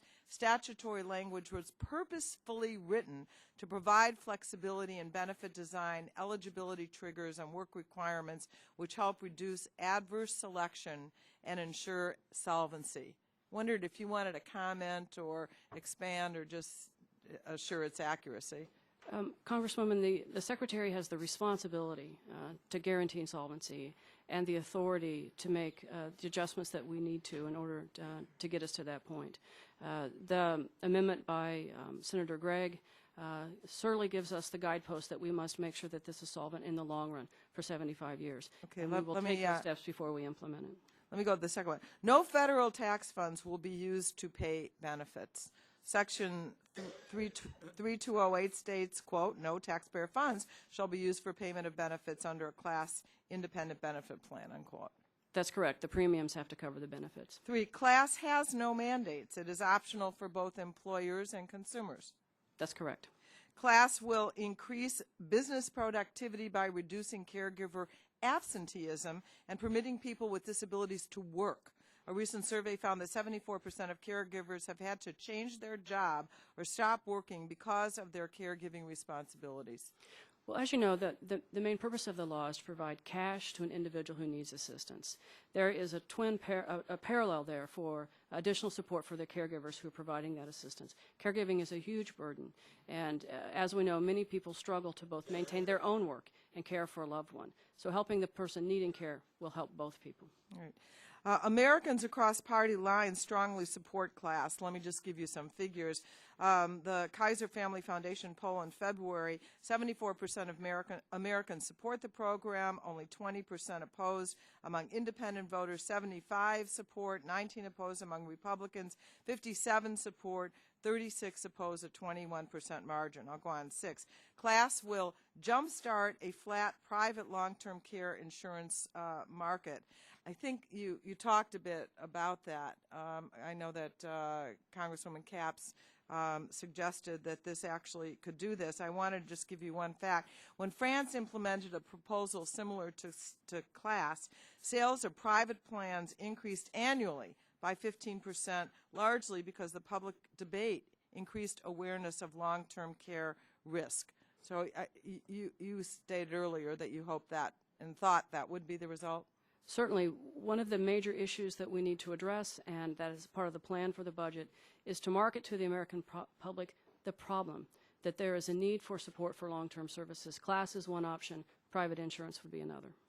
I'm going to skip to class will reduce the federal budget deficit by $86 billion over the next 10 years. Yes, that was the CBO score. Okay. My time has expired. Thank you. Chair thanks the lady and recognizes the gentleman from Ohio, Mr. Latta, for 5 minutes for questioning. Well, thank you, Mr. Chairman, and Assistant Secretary, thanks very much for being here today. I greatly appreciate it. Just to kind of a line of questions that some of my other members have asked a little bit earlier, but maybe I could just follow up on. One is, I just want to make sure I understand. Did the Secretary say this at a Senate hearing? She remarked that the program will not start unless we can be absolutely certain that it will be solvent and self-sustaining into the future. Did she make that? I just want to make sure I've got that correct. Okay. And also in your testimony, you stated on page 4, you said that President Obama and Secretary Sebelius have acknowledged that the class program needs improvement. Many of the changes proposed to the Senate Health Reform Bill that would have improved the class's program financial stability were not included in the final legislation reflected in the Congressional Budget Office assumptions that scored the class program. Therefore, it was not unexpected that the President's Fiscal Commission identified that these same unresolved issues in December and recommended reform or repeal of class. Given the critical unmet needs of long-term care that I noted earlier, we should not repeal class until we have made every effort to reform the program. And that was in your testimony. And the next question is it my understanding that the President's requesting in fiscal year 2012 $120 million? That is correct. Okay, and may I ask, what exactly does he want to spend the $120 million on? $93.5 million would be for education and outreach efforts to both inform the public about the new program as well as the larger issue of the need for long-term care. Okay, The other two expenses are for administrative costs and IT Okay, systems. let me ask this question. If we have a program that everybody acknowledges is broken, why do we want to spend money educating people on something that might not work in the present form? Let me give you this example. If someone in the private market makes a defective product and puts it on the market, should that person have done that? I'm If trying to draw a connection if someone with goes class out and that makes a you're- defective product, knowingly knows that they put something out on the market that's defective, should they have done that? We don't intend to market a defective product. Well, okay. Well, let me ask this though: if we're going to educate people on $120 million on something that's broken, you know, in the private market, what would happen is we'd have every state attorney general, we'd have the ABCs of the federal government, we'd have private individuals filing class lawsuits against someone that would have done that. And so I guess it's you know, I'm not saying good or bad about this program. What I'm saying is, why do we in the federal government want to spend money on something that we already know right now isn't working, and we're going to go out and market it to tell people? Are we going to tell people this is defective? Are we, you know, should we use the statement from the secretary in her testimony before the Senate Finance hearing, saying the program will not start unless we can be absolutely certain that it will be solvent and self-sustaining into the future? We've spent a year since the law was adopted analyzing through two actuarial models what the law would look like. And that led us to the conclusion that there are changes and improvements that we need to make so that we can go to market with a product. Should that be the first statement we should put out in any notice to anybody? We should put a disclaimer, a caveat to the American people saying that this program will not start unless we can absolutely be certain that it will be solvent and self-sustaining into the future. I think we should tell the American public that this program will be solvent because we won't start it if we will, and provide them information so they know what they're participating in if they choose to. You know, and again, though, I guess maybe my logic's off here, but that we're going to spend money on something out there that's defective. Shouldn't we first improve the product, then market it? To me, that's the description of what we're telling you that we're in the process of doing, that we did the initial modeling. There are improvements that we need to make. Both the President and the Secretary have discussed that in terms of reform in response to the Debt Commission, and that we will not, again, using your language, go to market until those improvements are made and we know it's solid. Okay, do you all have the authority to make all the reforms in it beforehand? There are between 35 and 40 different places in the law where the Secretary is given both authority and responsibility to make the program work. Do you have to work. come back to Congress to have any reforms implemented? No, we don't have any proposals at this point. But at the same time, we're going to spend $120 million. And how long do you think it's going to be before you could go out to market and actually have a product that people can say that on our side that it is something that's totally done, that we don't have to worry about telling people that it's not incorrect? The statute requires the Secretary to publish a final plan in October 2012, and we will hit that marker and have a product at that point that we could support and go to market shortly after that. That is the schedule described in the law. Thank you, Mr. Chairman. Gentleman's time has expired. Chair recognizes the gentleman from New York, Mr. Weiner, for 5 minutes for questions. Thank you, Mr. Chairman. This morning I woke up to a phone call from my brother, Jason, who told me that my mom, who's 75 years old, who skis every weekend and who takes long walks, tries not to drive anywhere, walks up and down her stairs, and actually lives in a 4-story walk up, had to be taken to the doctor because she fell. Jason's going to eventually have to go to work. I have to figure out whether I'm going to be able to cast votes tonight because I'm going to have to run home to see if I can take care of her when she gets done with the doctor.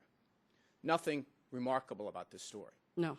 Every single day, people are trying to figure out how you deal with an increasingly healthy, longer-living, aging society, something we should be very proud of, something that was largely the result of the Medicare Act, which many people objected to. They said it's socialized medicine. What are we doing? We should stay out of people's business. Well, we created that program. Now we have healthier people, and a lot of them women, because husbands die by, actuarially die earlier, so a lot of women, like my mother. She didn't choose to fall and hurt her hip.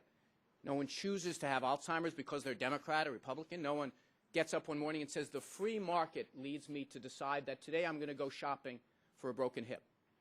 That doesn't happen. You know, there's an expression that it takes a great man to build a barn, but any jackass can kick one down. In this case, a great woman to build a barn. In this case, my friends on the other side of the aisle are kicking down their own barn. They're the ones that have continually said throughout the health care debate, well, if you just give people money back and let them decide the smart way to spend it, then that's the way to structure a program. That's what the Class Act did. That's what the Class Act, it imbued the idea that my friends had. And yet here they are saying, you know what, we can't do that. Now, it's funny how they all stipulate so comfortingly, oh, of course it's a big problem. Oh, yes, it's a very big problem. Because they know every one of their constituents literally sits in anxiety like I do and like my brother are. How are we going to balance this? We don't want my mother to be in an institution. That would cost a great deal, and she doesn't really need it. But how do we provide this seam of care? I'm very lucky. Jason's very lucky. We're both gainfully employed. We have some flexibility. But what about the families that don't? They know that it's not a partisan thing about whether your loved one gets sick. It's not a party thing. If we can step back for one moment and say, well, wait a minute. If we all concede and stipulate that this is a problem that needs to be solved, let's think of the foundation on how we try to solve it. Now, I believe in a single-payer system like Medicare that covers things like this, that covers people 65 and older, but also covers 55 and also covers 35 and 45. I believe in that. Now, some of my Republican friends say, no, we don't believe in that. We don't like Medicare. We don't like programs like it. We believe in the private model. Let's double down on private insurance. And so, Secretary Greenlee, you're here to say, well, we've come up with a program that tries to address something you stipulate as a need in a model that you stipulate you like more, doesn't have a guaranteed anything except that we're going to try to make sure everyone gets at least $50 a day. And now we're saying, oh, this is a very big problem, but we don't like this idea. We don't like this one. Okay, where's your idea? Well, we already heard earlier there is no Republican idea. This is entirely a deconstructionist agenda. And I want to say to my friends and to my colleagues, for 99% of the American public, they see politics as kind of this white noise in their background. They just want to tune in every once in a while and say, you know what? All right, they get it. They watch this debate today on C-SPAN 6 or whatever it's on. They watch this debate today, and they listen to you say, well, I want to see a guarantee that it works. Well, if you are dealing with a loved one who has hurt themselves and needs care and needs to be taken care of maybe for the first time in your life, you're not thinking that way. You're thinking, you know what, let's see if we can try to help out a little bit. And we have to return to this place. We try to solve problems, not constantly deconstruct the solutions that other people are coming up with. And I say to my colleagues on the other side, oh, good and decent people, God willing, you live that life where none of your senior loved ones get sick. God willing. I wish that to you. But in the off chance that one of your constituents, even one of them, faces this problem, let's try to come up with a solution. And we're bludgeoning this poor person who's saying, you know what, I stipulate to the idea. It might not be perfect. This is a tough challenge. We're trying to fix it. We're using a model that you suggested, using flexibility that you demanded, and we're trying our best, and we're committed to trying to solve the problems. And what's the answer? Oh, you can't say with metaphysical certitude you don't solve the problems today before you leave the room? Well, in that case, let's hear from the 4 panelists who we paid to come here to say this program stinks. Let's listen to them. That ain't the way to run a country. Chair will ask the audience to please restrain themselves. Gentleman's time's expired. Chair recognizes the gentleman from Georgia, Dr. Gangry, for 5 minutes for questioning. Mr. Chairman, thank you. And I'll take a lot of my time to maybe give a speech as well. And even if the audience were permitted their applause, I'm not sure that I would get any, but I will take the privilege anyway. Let me just say this, that my friend from New York, made a comment in regard to this side of the aisle being in opposition to Medicare and Medicaid and S-CHIP, and he didn't say it, but probably Social Security as well, and that's absolutely not true. That is absolutely not true. I've spent my whole adult professional life practicing medicine, 31 years, and I was a freshman in medical school when Medicare passed, and so this side of the aisle truly believes in the importance of the safety net programs that we have. But we also firmly believe, Madam Secretary, that we need to pay for these programs, and if we don't, and if we use gimmicks, and certainly we feel and can point to the evidence in the Patient Protection Affordable Care Act that there was a funny accounting used, double counting. We brought that out a number of times in this particular hearing. And all of this is what leads to $14.3 trillion worth of debt and deficits of $1.63 trillion, and the need to raise taxes in the President's current budget that he submitted to us last month by $1.6 trillion. So, you know, you go off a cliff. As important as these programs are, and I've talked to some of you between the break, and I understand that this Class Act has great merit and maybe some potential, but clearly with this double counting, the gentleman from Pennsylvania on our side brought that up, and I'm going to bring it up again, Madam Secretary, because this is the kind of thing that is wrecking this country and pushing us toward the precipice of bankruptcy. And so that's why we say if a program like this doesn't work, let's don't start it. And I plead with you not to do that. I wish this bill was a standalone provision that we could really vet and make sure before we started anything like this that it was not just another situation where you have the big federal government raiding the trust funds, whether it's Social Security or Medicare. So let me, Madam Secretary, address that once again. My numbers say that the CBO found that something like $39 billion. Mr. Murphy had a higher number, figure.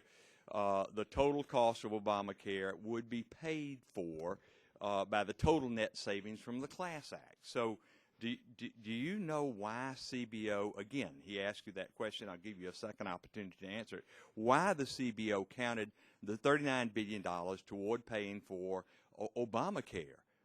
And yet you say the importance of raising that money early before this program goes into effect in essentially 5 years.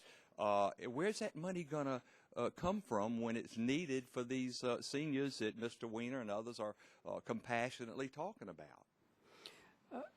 Congressman, I hope to be able to describe accurately to you how I believe the program will operate.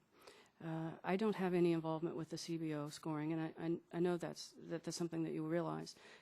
The money will be collected for a number of years, 5 years before the money is paid back out. And it's clear that there will be an obligation to the American public that they've paid premiums, we will pay their benefits. I'm simply not involved in the CBO scoring process or how the budget impacts the actual accounting of the program. We will make sure the accounting works. And continue to be involved, follow up with you if there's something that we need to readdress with regard to the CBO. Well, Madam Secretary, you've said that a number of times, and I appreciate that, and I think you're very honest in your testimony, and being an honest woman and somebody with a lot of experience going back to your days in Kansas. Do you think it's fair for the administration to spend whatever dollar amount, whether it's $40 billion or $80 billion, that put into the Class Act Trust Fund and then take it out and use it as part of the CBO score to make the Obamacare numbers work? I just don't have a comment on that, sir. Well, Madam Secretary, let me go a little bit further on that and say this. The Secretary of Health and Human Services has stated that she has the regulatory authority to make changes to this program. Do you believe under that authority that she has the ability to increase the program's income eligibility standards? It is a fairly straightforward yes or no question, and I think my time is about to expire. Yes. Yes or no? Yes, there are requirements in the law she must follow, but she has the authority to do that. Mr. Chairman, if you will bear with me just for a second, then I would like to ask you, unanimous consent, to put into the congressional record this CRS report that questions whether or not the Secretary has that authority, and that questions the overall viability of the program, and I admit this to the record. Without objection, so ordered. I yield back. Thank you. Gentleman's time has expired. The chair recognizes the gentleman from New York, Mr. Towns, for 5 minutes for questioning. Thank you very much, Mr. Chairman and Ranking Member, for holding this hearing. You know, we have long agreed that our community, our country simply does not have an established framework to provide long-term care for those in need. Nursing home care is extremely expensive. When paid for by Medicaid, taxpayers are spending over $200 per person per day on these expenditures. At a time when both the federal and state budgets are extremely tight, we need to be looking for ways to alleviate these issues. Programs like CLASS can pose one solution, so long as we can work together to ensure that it remains financially sound. Let me ask you, Ms. Greenlee, what is HHS doing to ensure the fiscal soundness of this program? Now, this question might have been asked. I'm sorry. I'm certainly willing to answer. Since the law was passed a year ago, we have been involved in putting together 2 different actuarial models so that we can check them against each other to determine kind of how the program works from an actuarial point of view. It's from those models that we've come to the conclusion that we need to make some changes to the program. We will now move forward using the new assumptions so that we can develop the plans that we need to prepare for presentation to the Advisory Council and to the Secretary. All of that will be a very public and transparent process. So we continue to move forward and build on what we've learned so far. Yeah. Thank you very much. You mentioned in your written testimony that many of the changes proposed to the Senate Health Reform Bill that would have improved the CLASS program, financial stability, were not included in the final legislation. Can you give me at least a few examples? Indexing of the premiums would be Yes. one example. I was not a participant in those conversations. As we've come to the conclusion that we need to make some changes, revisiting that Senate list was the first place we looked for ideas, and some of those things on the list are ones that we're proposing now. You know, Mr. Chairman, you know, we're getting a lot of criticism, you know, on the other side. And it bothers me because I'm not getting any suggestions or ideas, you know, from the other side, when it's a known fact that people are now living longer and they need this care at the end of their days. And if we're not going to work together to come up with some ideas, you know, how do we reject what's already there? I mean, I just want to get a little answer from that, because, you know, I'm really troubled because this is a very serious issue, and I'm not sure it's been treated in a serious fashion. And I direct that to you, Mr. Chairman, not to the witness on this one.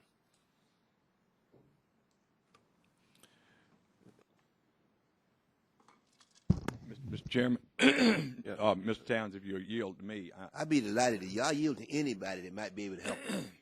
Well, I appreciate it, and I think in my time and the remarks that I made and the questions that I asked of the Secretary is to further outline and shine a little light on the fact that we are very much concerned, Mr. Towns, in regard not this program. If it were standalone and we could get it right, Will the gentleman yield? Yeah, I mean, Well, I appreciate the gentleman yielding. I mean, the fact of the matter is we had 75 hours of hearings, hours and hours of markups, and basically every single time it was greeted with, no, we're against it. You know, you can, and Mr. Towns, you are correct in pointing out, they don't have this repeal and replace as a fiction. It's just repeal. Earlier, you missed it. Dr. Burgess said, no, we don't have a bill. I would ask Dr. Gingrey, is there a bill? We'll take a look at it right now. Let's hold it up and take a look at it. You will. It would take you a very long time. They say read the bill. It won't even take you much time to read their bill, Mr. Towns. They don't have one. They're bankrupt of ideas, but they do know that for all the people that are going to get care under the Class Act, they want them to be out of luck. That is clear, Mr. Towns, and I yield back to you. I thank you, gentlemen, you know, and I must admit that I agree with your statement, and I think it's unfortunate because this is a very serious issue, and I don't think it's been handled in a very serious fashion, and that bothers me. Will the gentleman yield? I'd be delighted to yield. I'll yield. Do you have any kind of solution? Well, if you do, I'll yield to you. Well, the solution is the hearing that we're having today, but I would just point out this is a hearing that we were promised when we marked the bill up in the middle of the night without having a hearing on this subject. And Chairman Pallone at that time promised a hearing after the bill passed. That seemed odd to me, but I was willing to go along with it. Well, now we're having the hearing. But unfortunately, the bill was passed and signed into law. And as we know, the Gregg Amendment over in the Senate, as this thing was slapped together at the last minute, the Gregg Amendment did protect the draw on the Treasury, but that can be overridden by the Secretary of Health and Human Services. Is that not correct? The gentleman's time's expired. Chair thanks, gentlemen, and yields 5 minutes to the gentleman, Mr. Guthrie from Kentucky, for questions. Thank you, Mr. Chairman. I appreciate that. And we are concerned. You know, people do have issues when they're older, and we need to prepare financially for that. We need to set up and financially for that.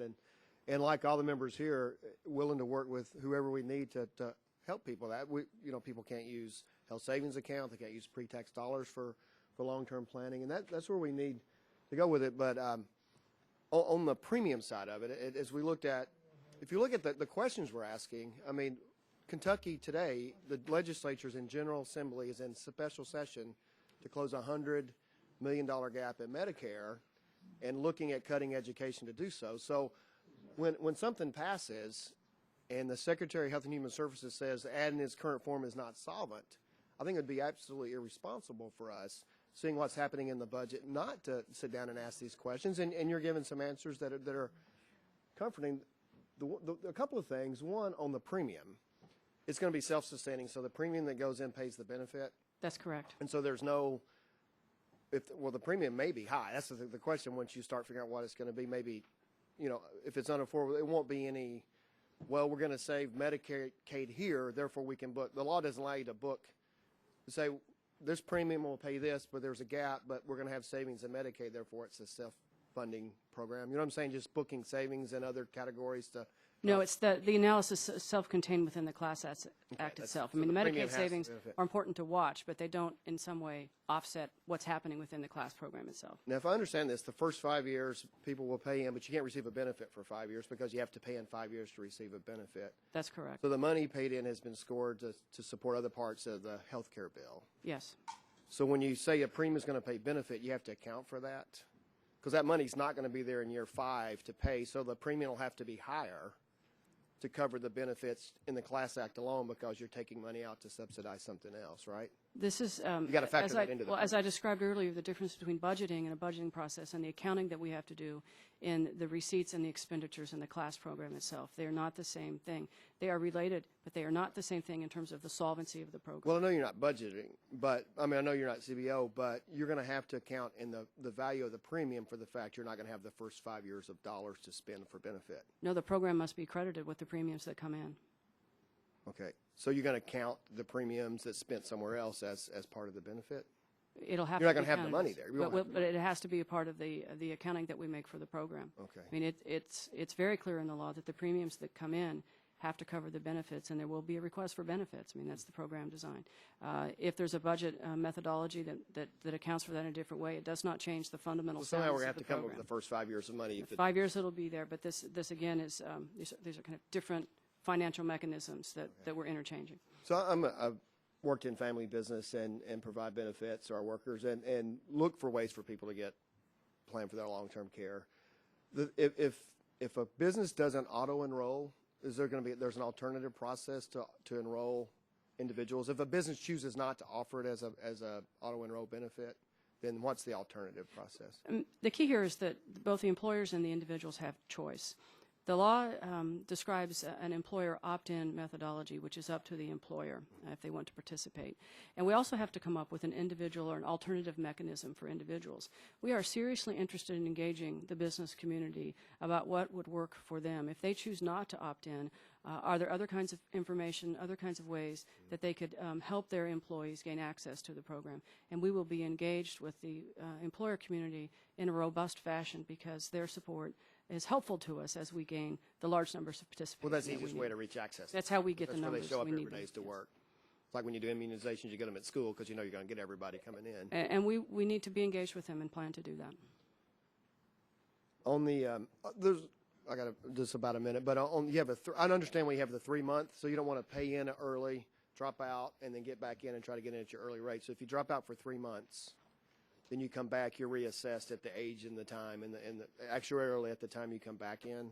So if you buy a Yes. policy at 20, it should be cheaper than if you buy a policy when you're 60 because you've got longer to, hopefully, unless you're disabled, have longer time to pay.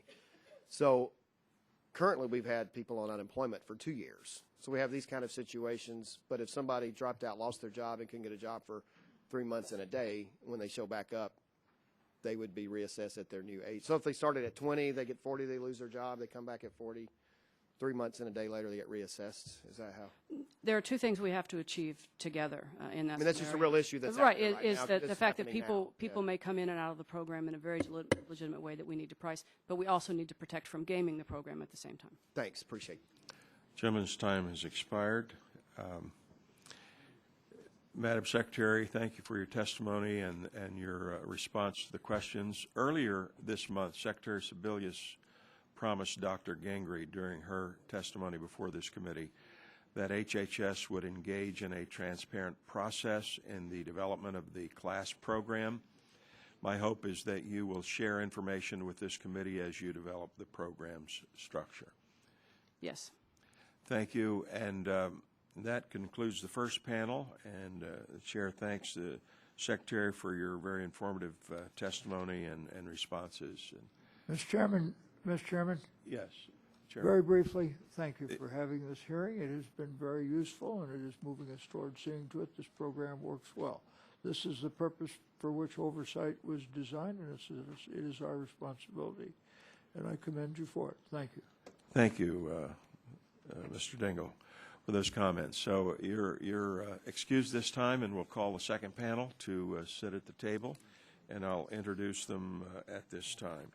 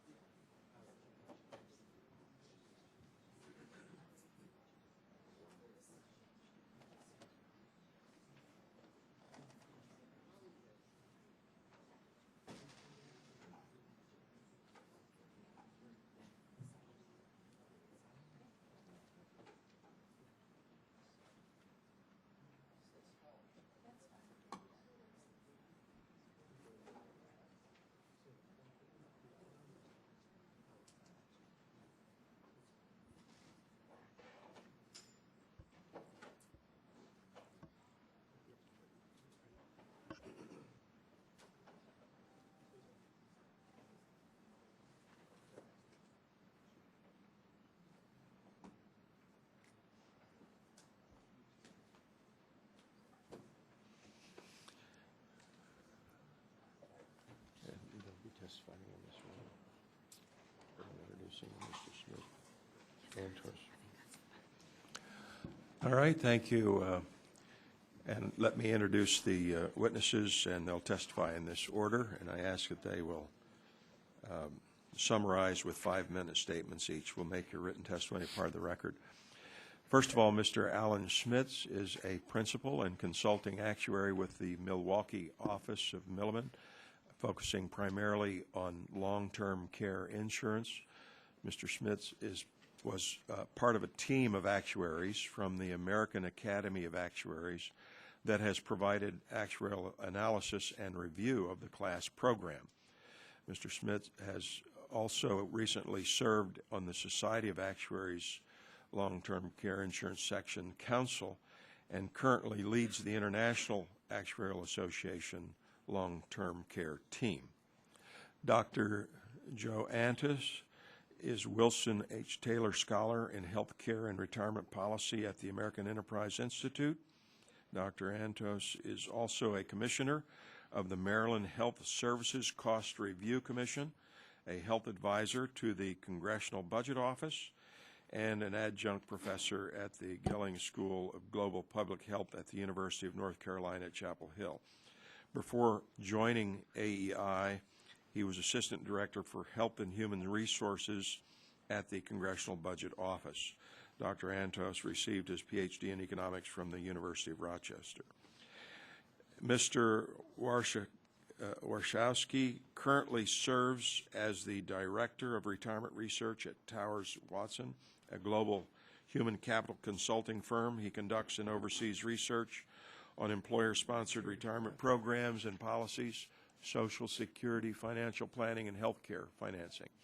In addition, Mr. Warshawski was confirmed by the Senate to serve as a member of the Social Security Advisory Board for a term through 2012, previously served as Assistant Secretary for Economic Policy at the U.S. Treasury Department. Mr. William Minix, Jr. has served as the President and CEO of Leading Age since 2001. Leading Age is an association of 5,400 not-for-profit organizations focused on advancing policies that support the empowerment of people to live fully as they age.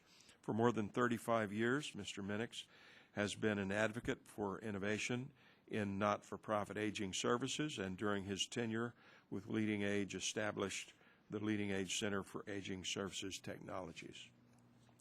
Mr. Tony Young is the NISH Senior Public Policy Strategist, addressing employment issues as they affect individuals with significant disabilities. Mr. Young is particularly involved with the Ability One program, whose mission is to provide employment opportunities for people who are blind or have severe disabilities in the manufacture and delivery of products and services to the federal government. In 1998, Mr. Young received the Disability Achievement Award by the American Public Health Association's Disability Forum. This award is given to a person who has a long history of making substantial achievements in the field of disability science or policy benefiting persons with disabilities. So welcome. We look forward to your testimony. And Mr. Schmitz, you're recognized for 5 minutes. Thank you, Chairman Pitts and Ranking Member Pallone, for the opportunity to testify today. My name is Al Schmitz, and I'm here on behalf of the American Academy of Actuaries. We published an analysis of the Class Act legislation in 2009, which modeled an earlier version of the program. Based on that analysis, we concluded that the program would not be sustainable in the long term, and that it would be unlikely to cover more than a small percentage of the intended population. Those same concerns persist with CLASS program as enacted. The CLASS program is a voluntary, guaranteed issue, employment-based program. It's important to note that the CLASS program is required to be actuarially sound over a 75-year period with no support from taxpayers. Nevertheless, the actuarially sound requirement will be very difficult to achieve under the current program design. A primary concern is the considerable potential for adverse selection in this program. Without addressing many of the program's issues, the program will be unsustainable in the long term.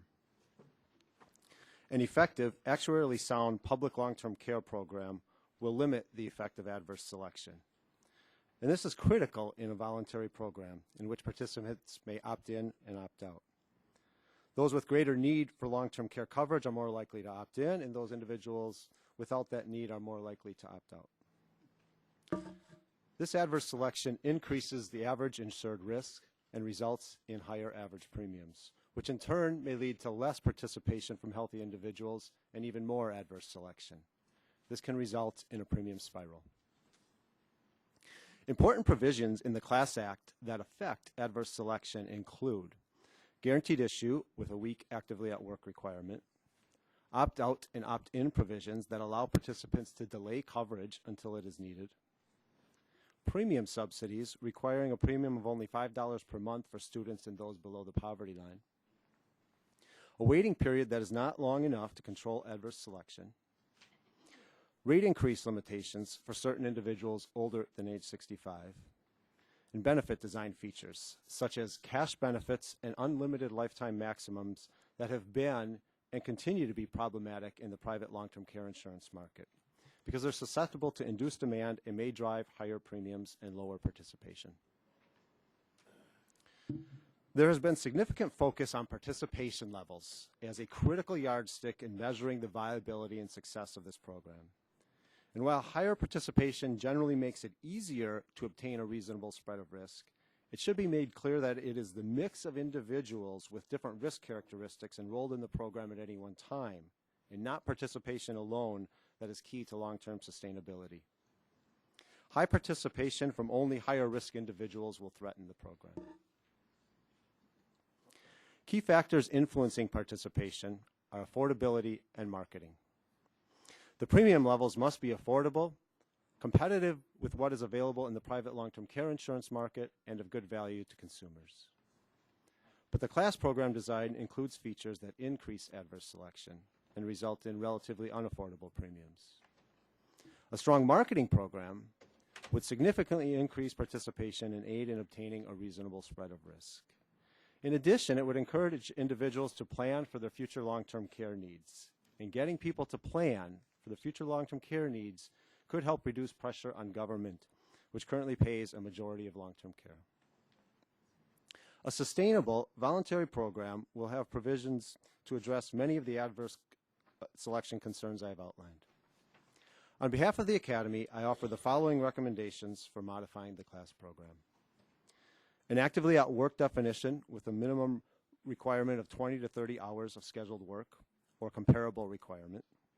Restrictions on the ability to opt out and subsequently opt in with the use of either a long second waiting period or alternative underwriting mechanism. The use of benefit elimination period and duration limits. Benefits that are paid on a reimbursement rather than cash basis. And an initial premium structure that provides for scheduled premium increases at either consumer price index or alternative rate. These modifications, along with an effective marketing effort, will improve the sustainability of this voluntary long-term care program. Without these modifications, the program is likely to be unsustainable. We are encouraged that Congress and the administration are considering changes to the program that could help address adverse selection.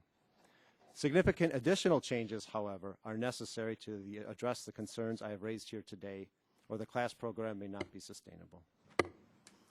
Again, I thank you for the opportunity to appear before you today and would welcome any questions. Chair thanks gentlemen and recognizes Dr. Antos for 5 minutes. Thank you, Mr. Chairman, and thank you, Ranking Member Pallone. CLASS is a new federal long-term care program that is financed solely through enrollee premiums. Because the program collects premiums in advance of benefit payments, CLASS reduces the budget deficit in the near term. Over the longer term, CLASS increases the deficit and worsens the fiscal crisis we are already facing due to the mounting costs of Medicare, Medicaid, and Social Security. The goals of CLASS are laudable. The program aims to provide persons with functional limitations cash assistance to help them remain living in their communities. But few people will benefit unless the program is attractive to a broad population who can share the cost and keep premiums affordable. CLASS will primarily enroll an older, sicker population, which will drive premiums up sharply. This adverse selection will create a death spiral of rising premiums and declining participation that will doom the program as it is now structured. The technical defects in CLASS arise from the intention to make long-term care benefits readily available, including to persons who already have disabilities but are still able to work. Underwriting is prohibited, and enrollees of the same age are charged the same premium regardless of their health or disability status. Moreover, low-income people would pay a $5 monthly premium. Consequently, premiums for other enrollees will be high to begin with and grow rapidly as healthier people refuse coverage or drop out of the program. Automatic enrollment and the minimal work requirement will have very little impact on this situation. Premiums are hard to predict. CBO estimates that premiums would be $123 a month for a $75 a day benefit. The CMS chief actuary estimates $240. That tells you that there's fundamental uncertainty about what's going on with this program. By comparison, however, private premiums average about $184 for a daily benefit, somewhat larger than $150. There are differences, but nonetheless, that tells you something about the state of the market. With high class premiums and better deals elsewhere, it is not surprising that participation is estimated at 2 to 3.5% of the market. It will soon become obvious to many workers that prompt enrollment in class is not in their best interest, even for those few who are actively interested in purchasing long-term care insurance. A 40-year-old who waits 10 years would save about $15,000 in premiums, with only a small risk of becoming unable to qualify for class by the time she reaches 50. Consequently, there will be few younger, healthier people in the program to subsidize those who will soon draw benefits. The law requires premiums to be set to keep the class trust fund solvent over 75 years. That guarantees steep price hikes as the mix of enrollees shifts towards those with greater risk. Even if solvency is achieved, the program will generate budget deficits in coming years. CBO says the deficit will appear sometime after 2030. The CMS actuary says 2025. The question is not whether there will be deficits, but rather when and how much. As with Medicare, the trust fund does nothing to protect the class program. Surpluses that accumulate in the fund are invested in non-marketable Treasury securities, essentially IOUs that obligate Treasury to find funds to cover the operation of class when premiums are no longer sufficient to cover expenses. That money is, of course, used, the surpluses are used immediately by the Treasury to fund the ongoing operations of the federal government. It's a standard operating procedure. Although premiums would be set to maintain a positive fund balance for 75 years, that balance includes the excess premiums from the first few years that were in fact spent, and it includes imputed interest on Treasury secretaries that is not in fact new money. If adverse selection is not addressed, class will face a funding crisis. Unless Congress reneges on a public promise and fails to pay benefits after having collected billions in premiums, it would have no choice but to provide a financial bailout rivaling anything we have seen to date. Congress could take action to mitigate adverse selection by, for example, toughening the work requirement or permitting some form of underwriting. I know that Secretary Sebelius has said that she has the authority to take the necessary actions, and the CRS analysis that was introduced strongly indicates that that is not the case. Congress could also ignore the structural defects of class and force workers to buy it, despite the fact that very few people now buy long-term care insurance today, which says something about how people view the situation, regardless of what we analysts think is right. There's no guarantee that even legislative changes, even dramatic legislative changes, can cure the class program's serious defects. Repeal is a logical alternative. It is far better as a public policy matter to repeal a defective program than to let it repeal itself through fiscal failure. Chair thanks the gentleman and recognizes the gentleman, Mr. Wachowski, for 5 minutes. Chairman Pitts, Ranking Member Pallone, other members of this subcommittee, I appreciate the opportunity to share information and thoughts with you on the new voluntary long-term care insurance program to be offered by the federal government in 2012 called CLASS. I'm Director of Retirement Research at Towers Watson, a firm consulting on employee benefits and a member of the Social Security Advisory Board. In this testimony, however, I'm not representing either organization. Rather, I'm speaking as somebody who has done research and written on long-term care insurance and disability risk for more than 15 years, and most recently about the class legislation. In this statement, I hope to set forward a framework that could be used by employers in deciding whether or not to participate in the class program.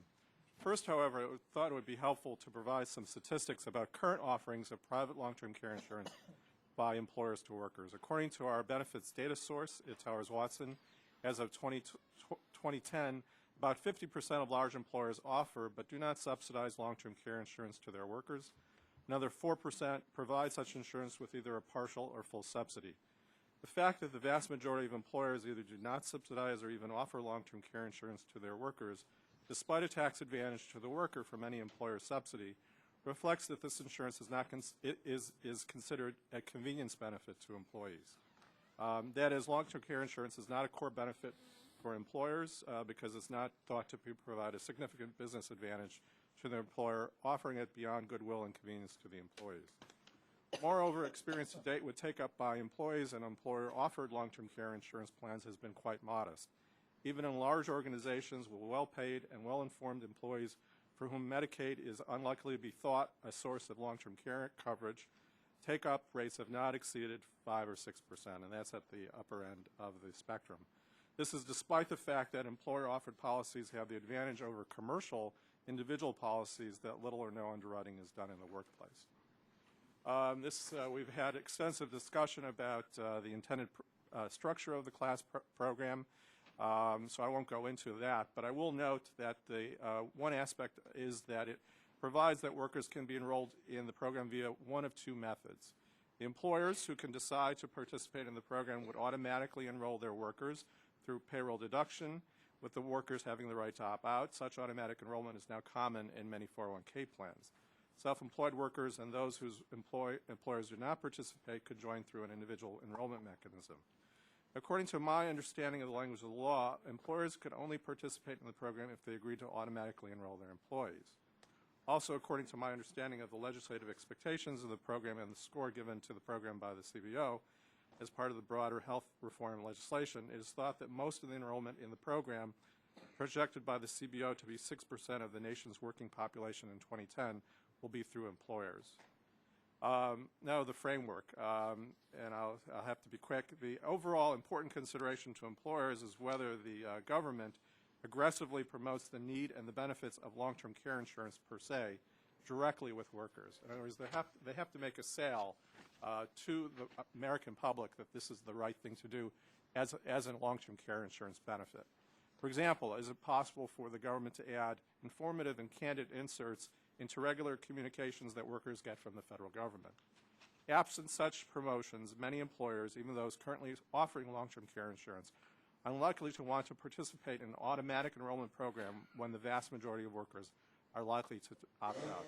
I have in my testimony discussion of the adverse selection problem, which would concern employers as well, but I think that's been very accurately and ably discussed.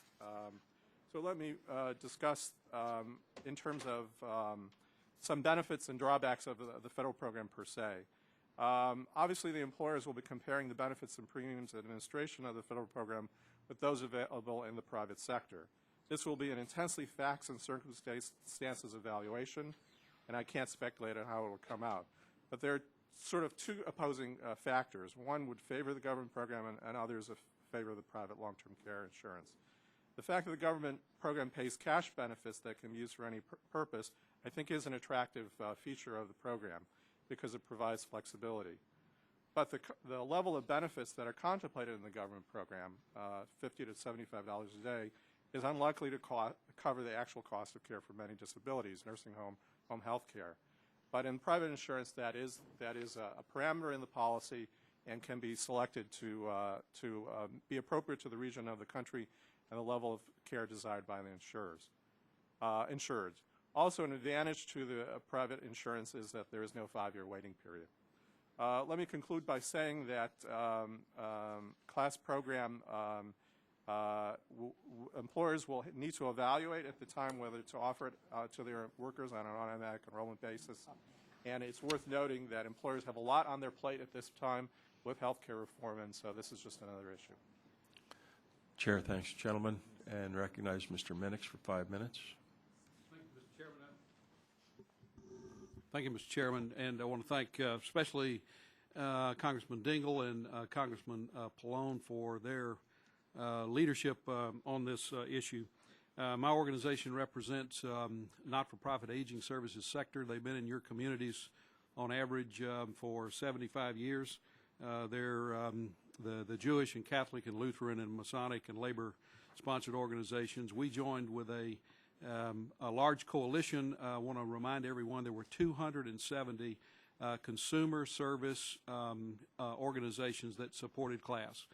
Senator Dodd said as far as he knew that was unprecedented. So we come to the table today with a lot of people that want this program. Why? Because they see the need for it inside out. Long-term care is something most families will face and nobody wants to talk about. We've been discussing risk. Here's where the big risk is. It's the single biggest risk that most American families face today. Just ask those that have been through it and they're not insured for it. It's hard to talk about, but who will benefit from class is potentially every American family. Disabling conditions are no respecter of political party, age, socioeconomic status, living venue, background, genetics, what have you. It's the 20-year-old that took the dive at Beach Week and is now a paraplegic.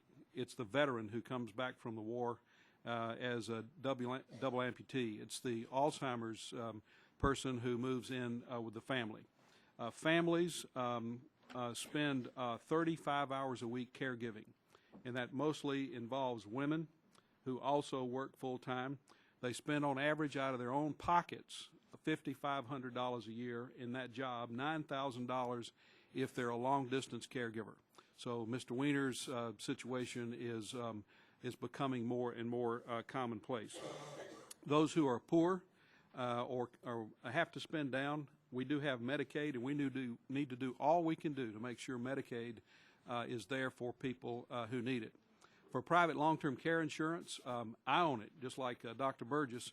I bought it 10 years ago. My wife couldn't get it through no fault of her own. My premiums just went up 60%. I can't wait for class to roll out for me and my wife.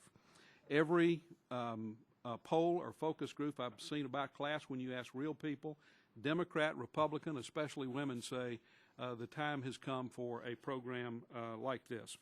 We need a choice not available in the marketplace.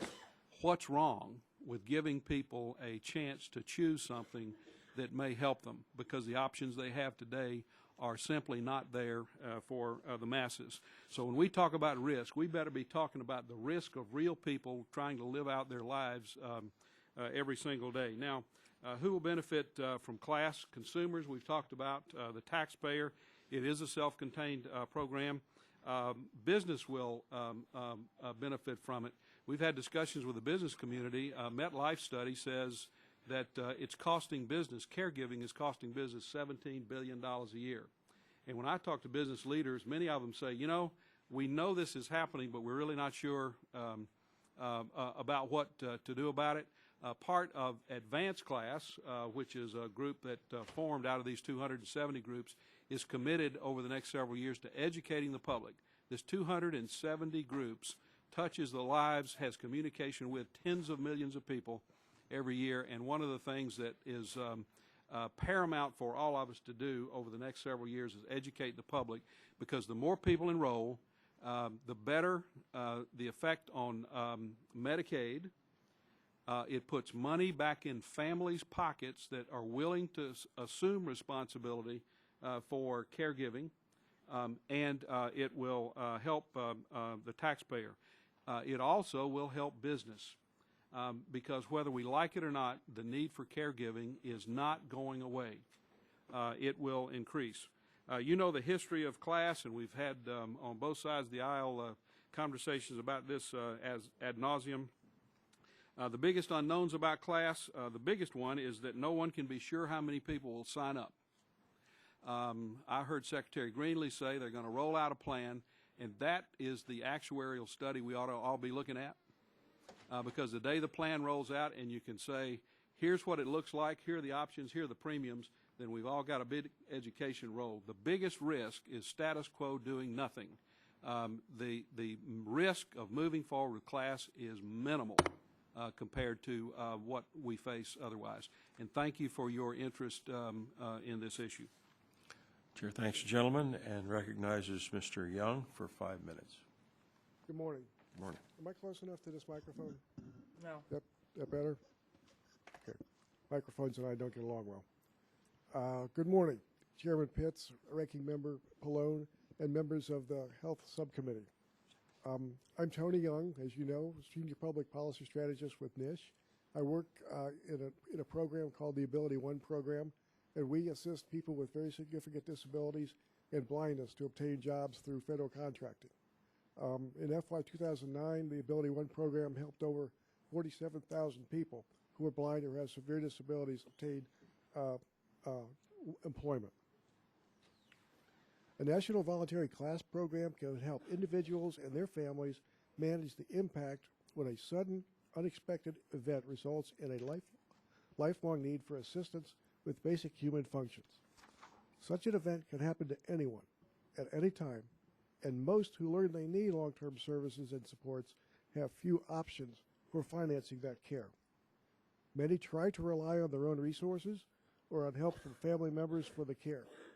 However, unless they are extremely wealthy, or they have very good dedicated family support, they will not be prepared for the financial and emotional costs.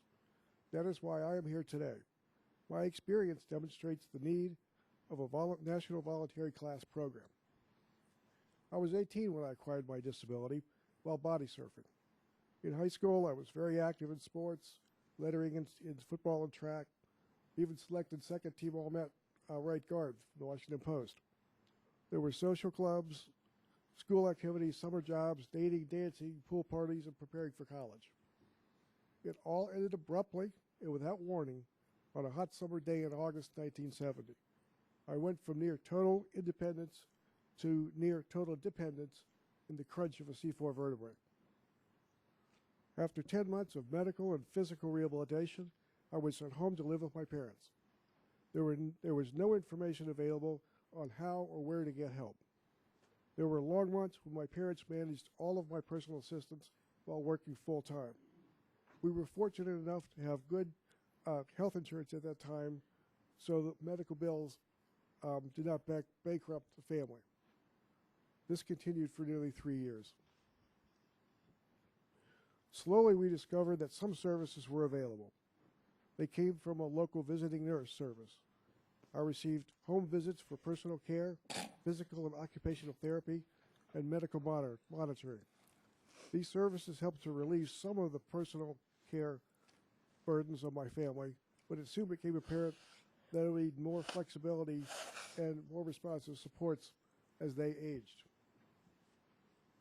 There are 3 things I would like you to keep in mind during my testimony today.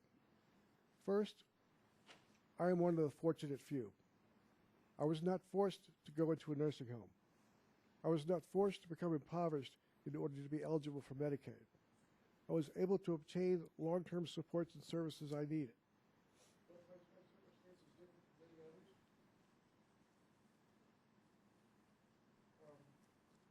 I had great family support, a solid education, close friends, and had worked up the SSDI Medicare eligible. It was one combination of family support and early health development that made it so that I could live through that time and build a foundation and eventually go back to work. The class program is a huge step forward for the nation. It offers a solution to all of us who want to help finance the challenges that lie ahead in preparing for unexpected events. I wish the class program had been available to me as an 18-year-old student and to my family prior to the accident. Had someone like me had class coverage prior to such an unexpected life-changing accident, my family and I would have some security that the personal assistance and long-term supports I needed would be available to us. I want the opportunity for my wife and eventually my son to plan for a future disability. 3, keep in mind that a person born with a disability, one who acquires a disability in adult life or develops disabilities in latter life, they're not automatically triggered into the class benefits. In order to trigger benefits, an individual must meet a threshold of functional limitation. There are different thresholds and different benefit levels depending on the level of limitations. Some individuals will choose not to trigger the benefits at all. One more paragraph, I'll wrap it up. Okay. I know that some of you have concerns over the solvency of the program. Believe me, I want and need class to be solid too. I want it for my family and for millions of other Americans,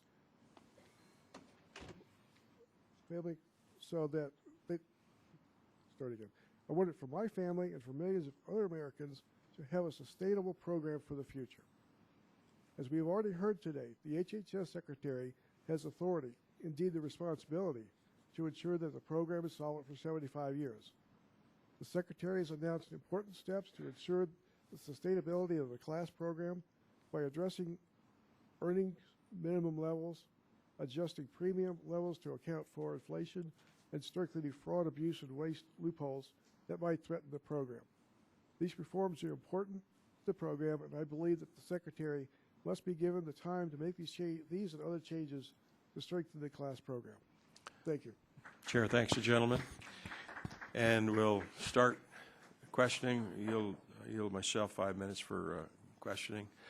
Dr. Antos, during congressional debate on health care reform, we heard bipartisan concerns with the structure of the class program. We have repeatedly heard Senator Conrad's, quote, regularly calling the program a Ponzi scheme.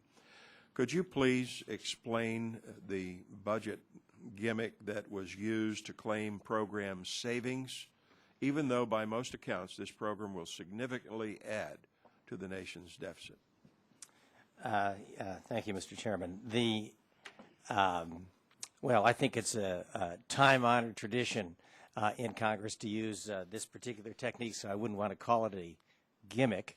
But the fact is that premiums will be collected for the first 5 years before any benefits are paid, and there's a 5-year vesting period, so that means even, and I wasn't clear when the program will begin, but suppose it starts next year, even after 2017 or 2018, there will still be premiums coming in from an individual before there's any possibility that they could draw down benefits.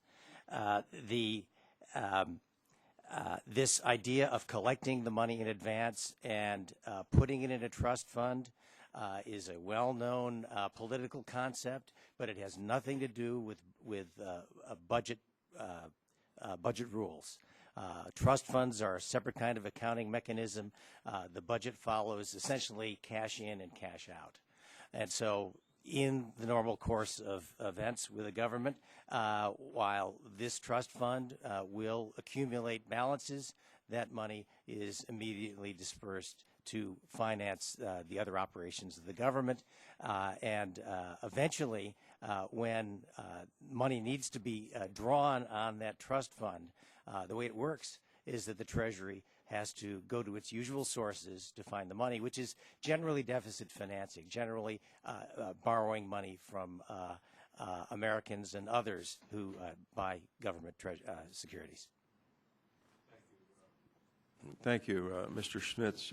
One of the challenges of long-term care insurance and health insurance is adverse selection, which occurs when insurance benefits attract a larger number of high-risk participants. The American Academy of Actuaries analysis noted that the class program in its current form has the potential for adverse selection. Could you please speak to the potential magnitude of that selection and how such an effect could put the viability of the entire class program at risk? Sure.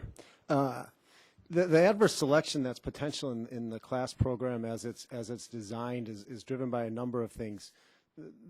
It's going to be a voluntary program on a guaranteed issue basis. And to make a voluntary program work, there needs to be risk classification. You need to adhere to actuarial risk classification principles. And the way it's currently designed, the risk classification principles will not be followed because you'll have unhealthy individuals who will be more likely to join the program. So you end up with a situation not just because of initial selection, but also throughout the program. As healthy individuals, they may be the ones who decide to leave, and you end up with a group that the premiums end up rising, and you end up with a rate spiral. The other things that are important to look at with respect to this, in order to try to make this program work, there's going to have to be significant marketing of the program. That's going to be a critical piece in order to get the participation from healthy individuals that it's looking for. There also needs to be, there's a concern in terms of adverse selection as to what's available in the private long-term care insurance market. Because right now, there is not, the way class is designed, there's really not a good way to supplement the way it's structured. And so what's going to happen is the private market is going to end up competing with class. And so if there's an individual who's healthy, who's able to get underwritten in the private market, is perhaps married. The private market offers significant marital discounts. That individual is going to find a better deal in the private market. And so what you'll end up with is the more unhealthy individuals will end up in class. And so there'll be a problem with adverse selection from that perspective. Chair thanks, gentlemen, and yields 5 minutes to the ranking member, Ms. Pallone, for questions. Thank you, Mr. Chairman. I wanted to start with Mr. Minix. Basically, you pointed out that there are a lot of things that people pay out of pocket are not covered right now. I could give you, just from being a caretaker to my parents, that's certainly true.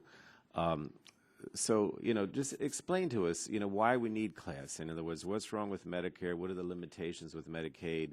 What are the problems with private long-term insurance that, even if none of these alone can fully address the long-term needs of the elderly and disabled, and we know that in terms of allowing them to stay at home or in the community. What's wrong with a sort of mix and match approach to the problem, which is, I think, essentially what we're doing with class? Sure. Well, Medicare covers acute and some post-acute needs on a limited basis till somebody is to the point, say, of they've rehabilitated to their maximum. And Medicare is a very good program in that regard. Then there are, but Medicare does not cover someone to come in inexpensively to help you get bathed and dressed, or someone to monitor your medications if you're living in your daughter's home. Exactly. Nobody pays for that. If you're fortunate enough to survive underwriting of private long-term care insurance and can afford it, okay, you've got some coverage there. And then there's Medicaid. We have a colleague at our work whose mother moved in with them. She would have been an ideal class kind of person, but obviously class wasn't in existence. The woman died. A week later, she was notified that she was number 176 on the waiting list for a Medicaid-eligible home and community-based services in her community. Well, that's just crazy. So what do regular people do? They patch it together, they sweat it out, they pool their money if they can, and class comes in beautifully to help look at that need. One of the issues we found in our studies is that young people have seen this in their own families, and one of the things we think is going to help in the marketplace is younger people, because what they've seen in their families may well be willing to say, you know what, I've seen it in my own family, I'm willing to pay premium. So we're excited about the opportunity of educating people to say, I want to get in this early. Well, let me ask you this, because they have a problem. I want to ask another question, Mr. Young. But I mean, basically, in terms of who it targets, the funding mechanism, the benefit package, the things that you think we need to do you think the program is designed to achieve the goals and deal with some of these problems that you've spoken about? I think the law provides a very good framework. And now what we have to do is see a final plan. And I think we've heard Assistant Secretary Greenlee and Secretary Sebelius say, and we support that it ought to be a sound plan that it looks like a lot of people will buy into. I'm confident that both of those things will happen. All right. Now let me ask Mr. Young, because you're talking from personal experience. What would you describe how the program could benefit your family, your wife, who works full time, I believe? In other words, you talked about some of the problems that you've had and difficulties others had. Tell us how the class, once it goes into effect, is going to help, particularly with caregivers, not both the patient, I guess, or as well as the caregivers. Turn me off. The burden, the cost, I should say, of long-term services and supports goes well beyond what we pay out of pocket. I pay $17,000 a year now for about 18 hours of services in the morning and a couple of hours in the evening. All the rest of the support that I need, whether it's grocery shopping or laundry or preparing meals or hanging out with my son, any of those activities that makes a family go, really fall on my wife. And for our purposes, a little extra would give us an opportunity to bring in that much more assistance that would ease her burden, give her some rest every once in a while. With a 6-year-old child and a C4 quadriplegic husband and a full-time job, she doesn't get much downtime. And even a little bit more would be very helpful. Well, thank you. Thank you, Mr. Chairman. Chair, thanks, gentlemen. Yields 5 minutes to Vice Chairman Dr. Burgess. Thank you, Mr. Chairman. Dr. Antos, you talked or described, I think you called it a death spiral of increasing benefits, increasing premiums and decreasing benefits. What happens if you move too far out along that timeline? Will the Secretary have any ability to modify the program as you understand it if that scenario develops? Well, Dr. Burgess, I think the prudent thing would be for the Secretary, if she has the authority, to make the changes now. I think there's considerable doubt about how much authority she does have to make the changes, and many of those changes would move in a direction that I believe folks who are looking forward to benefits from this program would find very negative, very unfavorable to them. But the fact is that you have to follow through. They have to follow through on what they said, which is they won't start the program unless it is fiscally sound. And that's not just a question of solvency in a trust fund. It's also a question of the impact on our deficit. And there's no requirement in the law that says that the Secretary has to worry about the deficit, just the trust fund. Correct. But when we say if the program is started, my understanding was the program has started, and the passage of the Patient Protection Affordable Care Act was predicated on the money coming in from the premiums paid into the Class Act.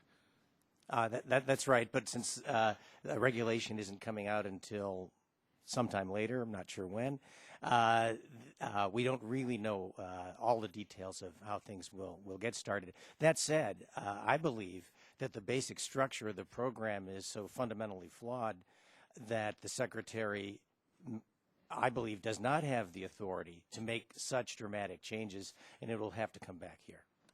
When we had the initial exposure to the Class Act concept, when Mr. Pallone brought it late that night when we were marking up H.R. 3200, I seem to recall at that time the discussion was the premium was set at $50 a month and the benefit was $50 a day.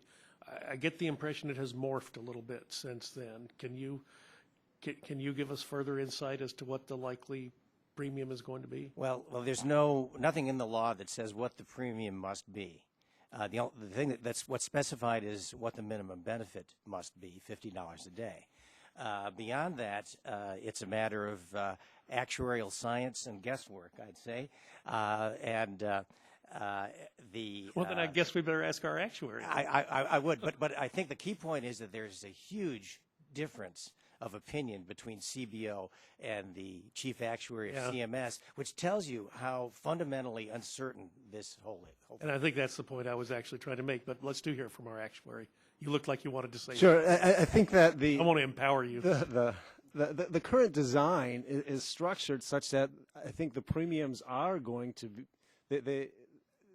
they're going to be difficult to price with the current design because of the lack of risk classification and the actually rich type of benefits. This plan is a cash plan, and everybody likes cash. Cash is easy, cash is flexible, but cash is a very expensive way to pay long-term care insurance benefits. People claim earlier, they claim more often. You end up with what the private industry calls ADL creep, in that in order to qualify for benefits, you need assistance with your activities of daily living. Well, people will start to move towards claiming that earlier under a cash plan. You also have lifetime benefits in this plan. In lifetime benefits, there is significant adverse selection that the industry is well aware of that they experience on lifetime benefit plans. And so you have these very, very expensive features in a voluntary guaranteed issue program that put all together, with what's available in the competitive market, needs to all be taken into account in pricing this program. And it's a very difficult task the way the structure is currently designed. Is it possible that the premium could increase under the class as written? Yeah, I think it could. I think there's a risk of, if not pricing this right away, it's so important to take in all these considerations right away, because if you don't, you're going to start in a hole. And if we start in a hole, the thing is not going to, you're not going to be able to dig out, is going to be almost impossible. It's going to be very difficult to actually right the ship and either increase premiums or lower benefits. Could you see premium increases as much as 60%? Well, because of the all of the issues going on in this program, it's unknown what the premium increases might be. So. Thank you. I yield back, Mr. Chairman. Chair, thanks, gentlemen. Recognize the ranking member emeritus, Mr. Dingell, for 5 minutes for question. Chairman, I thank you for your courtesy. Mr. Minix, I want to thank you first for your kind words about me and my colleagues who have worked on this matter. I want you to know I intend to continue working with the administration and with other stakeholders to ensure that the program is successful. Mr. Minix, you note in your testimony that the Class Act will be of assistance to employers, particularly small businesses. Your testimony points out that MetLife estimated the cost of loss activity, or productivity, for employees to be $17 billion annually. I gather this is in good part due to employees having to take time off for care of older relatives. Am I correct in that? Correct. Now, on the other hand, Mr. Warshawski, in your testimony, you note that the vast majority of employers do not subsidize or even offer long-term care insurance, partly due to the fact that they do not see offering such insurance as providing a significant business advantage. Is that correct? That's correct. Thank you. Now, you both discussed the impacts of Class Act for employers. And I'd like you both, if you please, to respond to the following questions, and if you please, again, to answer yes or no. If not, and if you answer no, would you please, for the record, submit a detailed explanation to give us a more full picture of your concerns? Now, Mr. Minix and Mr. Warshawski, I've too often heard from adult constituents about financial difficulties of trying to care for their older relatives, mostly their parents, while trying to raise children of their own. Is it true that the Class Act allows payments to adult caregivers that would help offset the cost of the care they're providing? Yes or no? Yes. Yes. Thank you, gentlemen. Mr. Minix and Mr. Warshawski, again, is it true that the availability of Class Act would allow adult caregivers to hire home care assistants to help in the daily care of their elder relatives? Yes or no? Correct. Yes. Mr. Warshawski? Now, Mr. Minix and Mr. Warshawski, by hiring these home care assistants to help with the daily care of elder relatives, wouldn't this help to reduce caregiver absenteeism in the workplace? Yes or no? Yes. Not to a significant amount. Okay. Now, Mr. Minix and Mr. Warshawski, again, in your opinion, then, if the Class Act will help to relieve the financial burden for adult caregivers and also reduce caregiver absenteeism from the workplace, do you believe that it would help the employers to see in their workforce greater productivity? Yes or no? Yes. No. No? No. Okay. Now, Mr. Minix and Mr. Warshawski, is it not true that a more productive workforce would be a business advantage for employers? Yes or no? Yes. Yes. Now, I'd like to look at this. We've looked at the cost of this to government and the possibility of failures, but we pay for health care for our people out of a lot of different pockets. On Medicaid, we pay for health care, particularly in the area of long-term care. And this is an enormous cost for the taxpayers. In that particular program, there is virtually no contribution made by the person who receives the help from this federal-state combined program. But with the program we're talking about here, we would find that the Class Act would allow persons, and in fact encourage them, to pay into the program. Would this not then ease somewhat the burden on Medicaid, which pays a huge amount of cost, and which largely pays cost for institutional care as opposed to home care? Isn't this going to help somewhat with regard to the cost of Medicaid, which is breaking state budgets, causing huge budget difficulties to the federal government?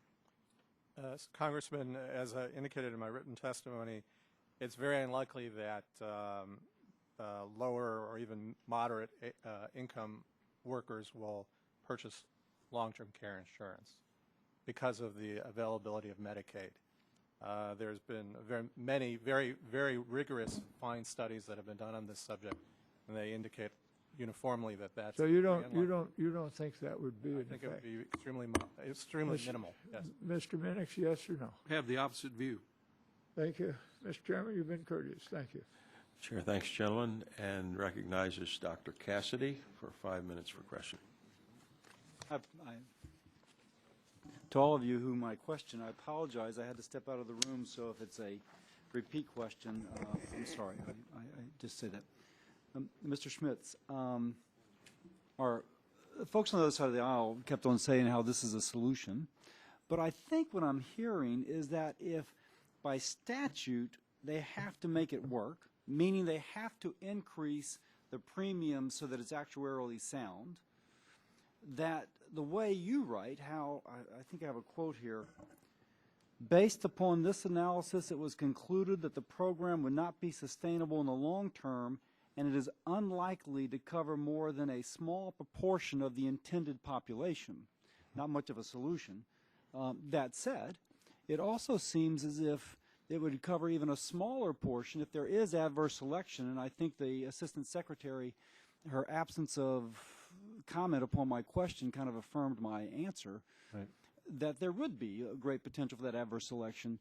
Can we imagine what would be the uptake of a insurance product, if the monthly premiums are $240 for a benefit that will be accrued when you're 30 years older? Yeah, I think the uptake, it's going to really depend. The way it's currently structured right now, and those higher premium levels will likely have very low participation. There needs to be the structure of the program as it is right now with on a guaranteed issue voluntary basis is going to be very expensive. And when you say very expensive, it could be $3,000–4,000 a year, correct?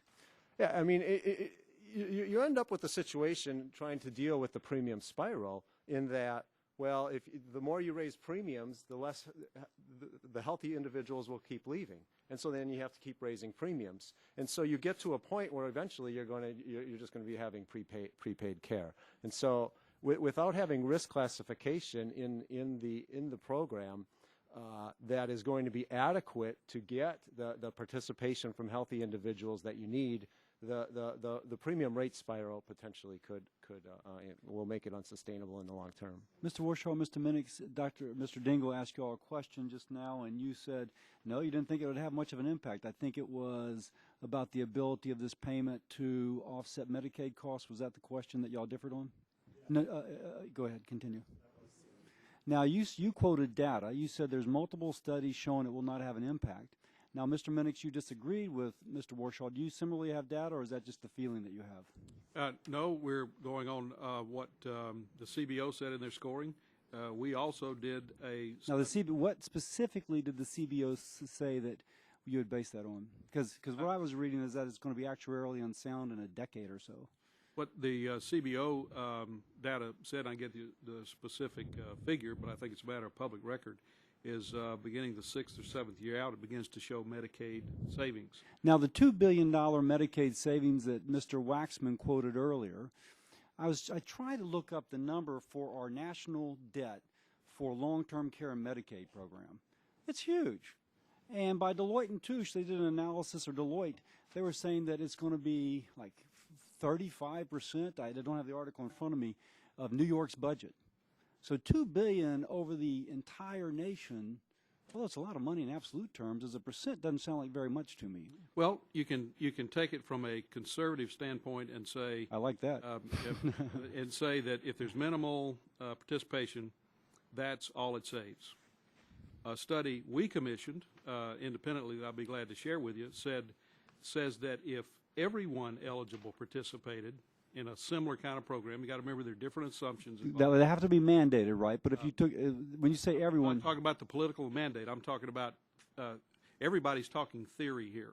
No, because actually the thing I'm after is Mr. Warshaw is quoting data, and I think Dr. Antos. I'm trying to respond. I've got data. But they say 2 to 4%. Are you saying there'll be 100%? I'm saying that we commissioned a study that shows that if there were 100% of the participation studying, that the Medicaid savings, if a plan like this were in place today, Medicaid for long-term care would be. Okay, I'm sorry, I'm almost out of time. Dr. Antos, $50 billion savings.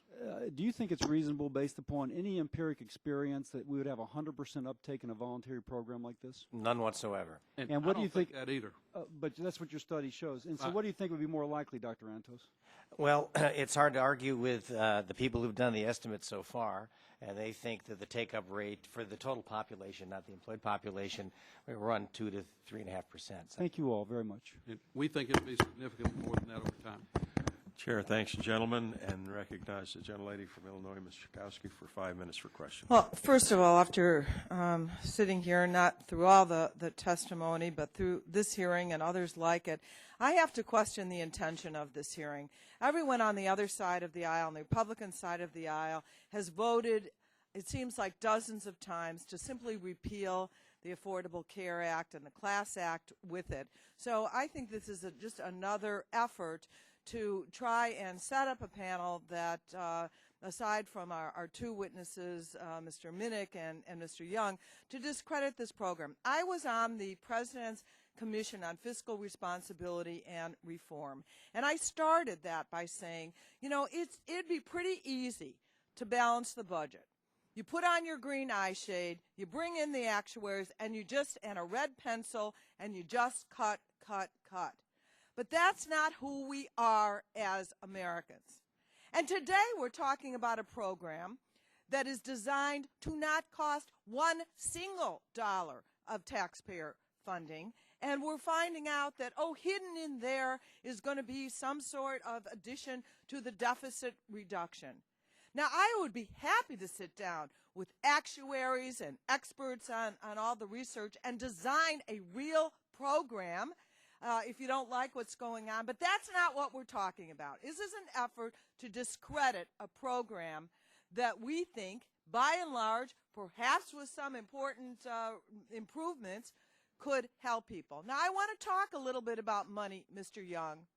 You used to be getting federal support, right? SSDI. But you aren't anymore. You're now working, paying taxes, and contributing. I don't know how much you're reducing the deficit by with your income taxes, but it's something. Yes. So creating a program, I guess my question is, how will this help people work as opposed to even have to get long-term care insurance or, according to the naysayers, be on the public dole? Well, if you can't get out of bed in the morning and you can't get dressed and you can't have supports at work, where, you know, if you need to go to the bathroom or have a drink of water, you can't work. That's the bottom line.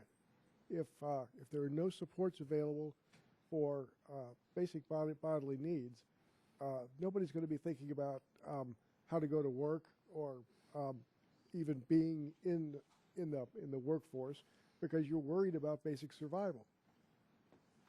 So you think that this kind of program available to persons with disabilities could actually put more people as make more people as taxpayers as opposed to tax eaters. Right, exactly. And the fact that it's lifelong and it doesn't disappear once you go to work and start earning some money, like Medicaid supports do, is invaluable.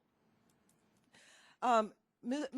Minnick, this notion of this tiny number of people that's projected to get this insurance, I think first assumes that people would rather spend down into total poverty in order to get on Medicaid as opposed to take care of themselves, personal responsibility. But as you said, it will take an education program. Why do you think that there will be more than this minuscule number that they're projecting that would actually enroll in this program? I've been serving people in this field for 38 years. I've seen a little bit of everything. And one of the things you see over and over again is, number one, families' willingness to bear responsibility for their loved ones. And secondly, they begin to run out of money doing it. And the sandwich generation in the middle begins to say, do I help my children or grandchildren, or do I pay for elderly relatives? And there's no program there to do it. And the work we've done with focus groups and polls and other things say the American public is ready to look at this issue. We've talked to younger people, older people, and middle-aged people, and they say, yeah, that's beginning to make sense, and I'd be willing to pay. So I'm looking forward to the day Assistant Secretary Greenlee rolls out this plan and we see who salutes. And I'm betting it's going to be more than 2 or 3% of the people. But you're not just waiting, I would hope. No. Can you talk to us about what kind of efforts you see to educate people and to make sure that they know about it, et cetera? Well, the Advanced Class Inc. board, which is made up of some leaders of the 270 Coalition, we've set up shop. We've got a website. We're beginning to get the word out, and just things like this will be a huge education effort so people can talk about it and begin to plan for it. We're determined to get people to plan for it. Is the disability community going to do that as well, get the word out? Yep. We're together in this. Chair, thanks to the gentlelady's time has expired. Chair recognizes the gentleman from Georgia, Dr. Gangry, for 5 minutes of questions. Mr. Chairman, thank you, and I'm going to read in sort of in response to my colleague from Illinois, from the Debt and Deficit Commission, the National Commission on Fiscal Responsibility and Reform, the official title of their report in December of 2010, of which Ms. Schakowsky was a member. So I'm sure she knows exactly what's in here. But here's what they say in regard to the Class Act. And you know it wasn't adopted. Excuse me. Reclaiming my time, the Community Living Assistance Services and Support, the Class Act, established a volunteer long-term care insurance program and acted as part of the Affordable Care Act, Obamacare. The program attempts to address an important public policy concern, the need for non-institutional long-term care. But it is viewed by many experts as financially unsound. The program's earliest beneficiaries will pay modest premiums for only a few years and receive benefits many times larger, so that sustaining the system over time will require increasing premiums and reducing benefits to the point the program is neither appealing to potential customers nor able to accomplish its stated function. Absent reform, the program is therefore likely to require large general revenue transfers or else collapse under its own weight.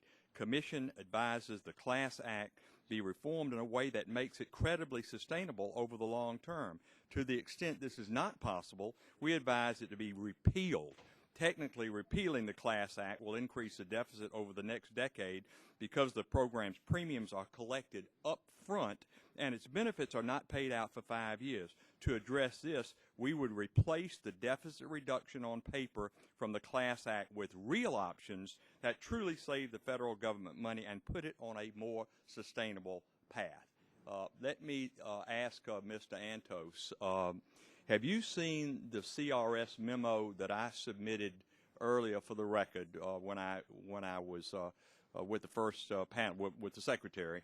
Have you seen that? And does it states that the Secretary does not have the authority to change income eligibility? Yes, I have looked at that. I'm merely an economist, not a lawyer, so I'm not qualified to really opine on this.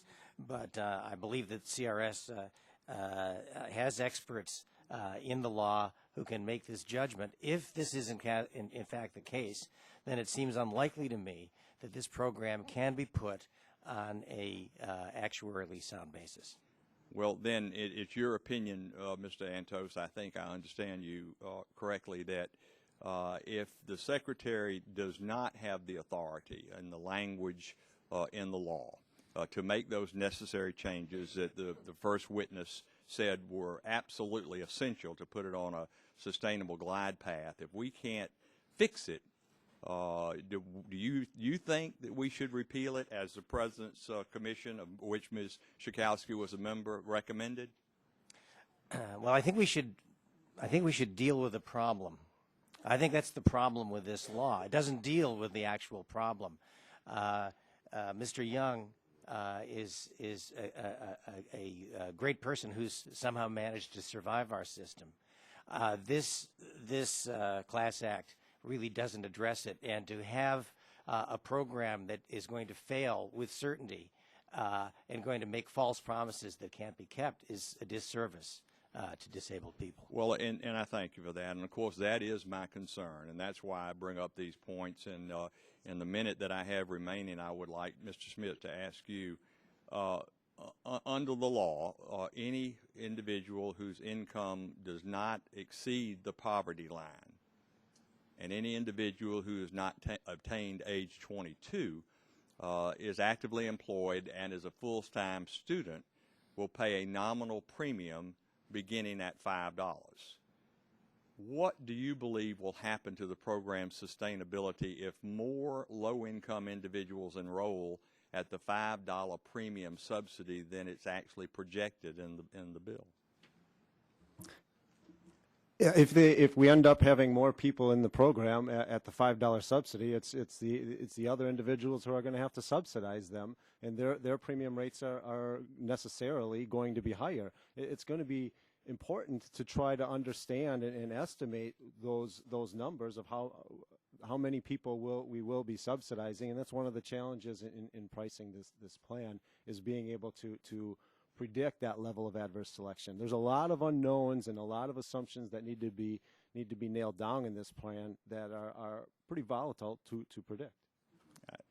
I wanted to pursue it further, Mr. Chairman. I see my time has expired, and of course I yield back. The gentleman's time has expired. Chair, thanks you, gentlemen. And this has been excellent testimony, excellent panel. In conclusion, I would like to thank the witnesses, thank the members for participating in today's hearing. I remind members they have 10 business days to submit questions for the record. I'd like to ask the witnesses to respond promptly to any questions that are given to you in writing. Thank you. Members should submit their questions by the close of business on March 31st. The subcommittee is now adjourned.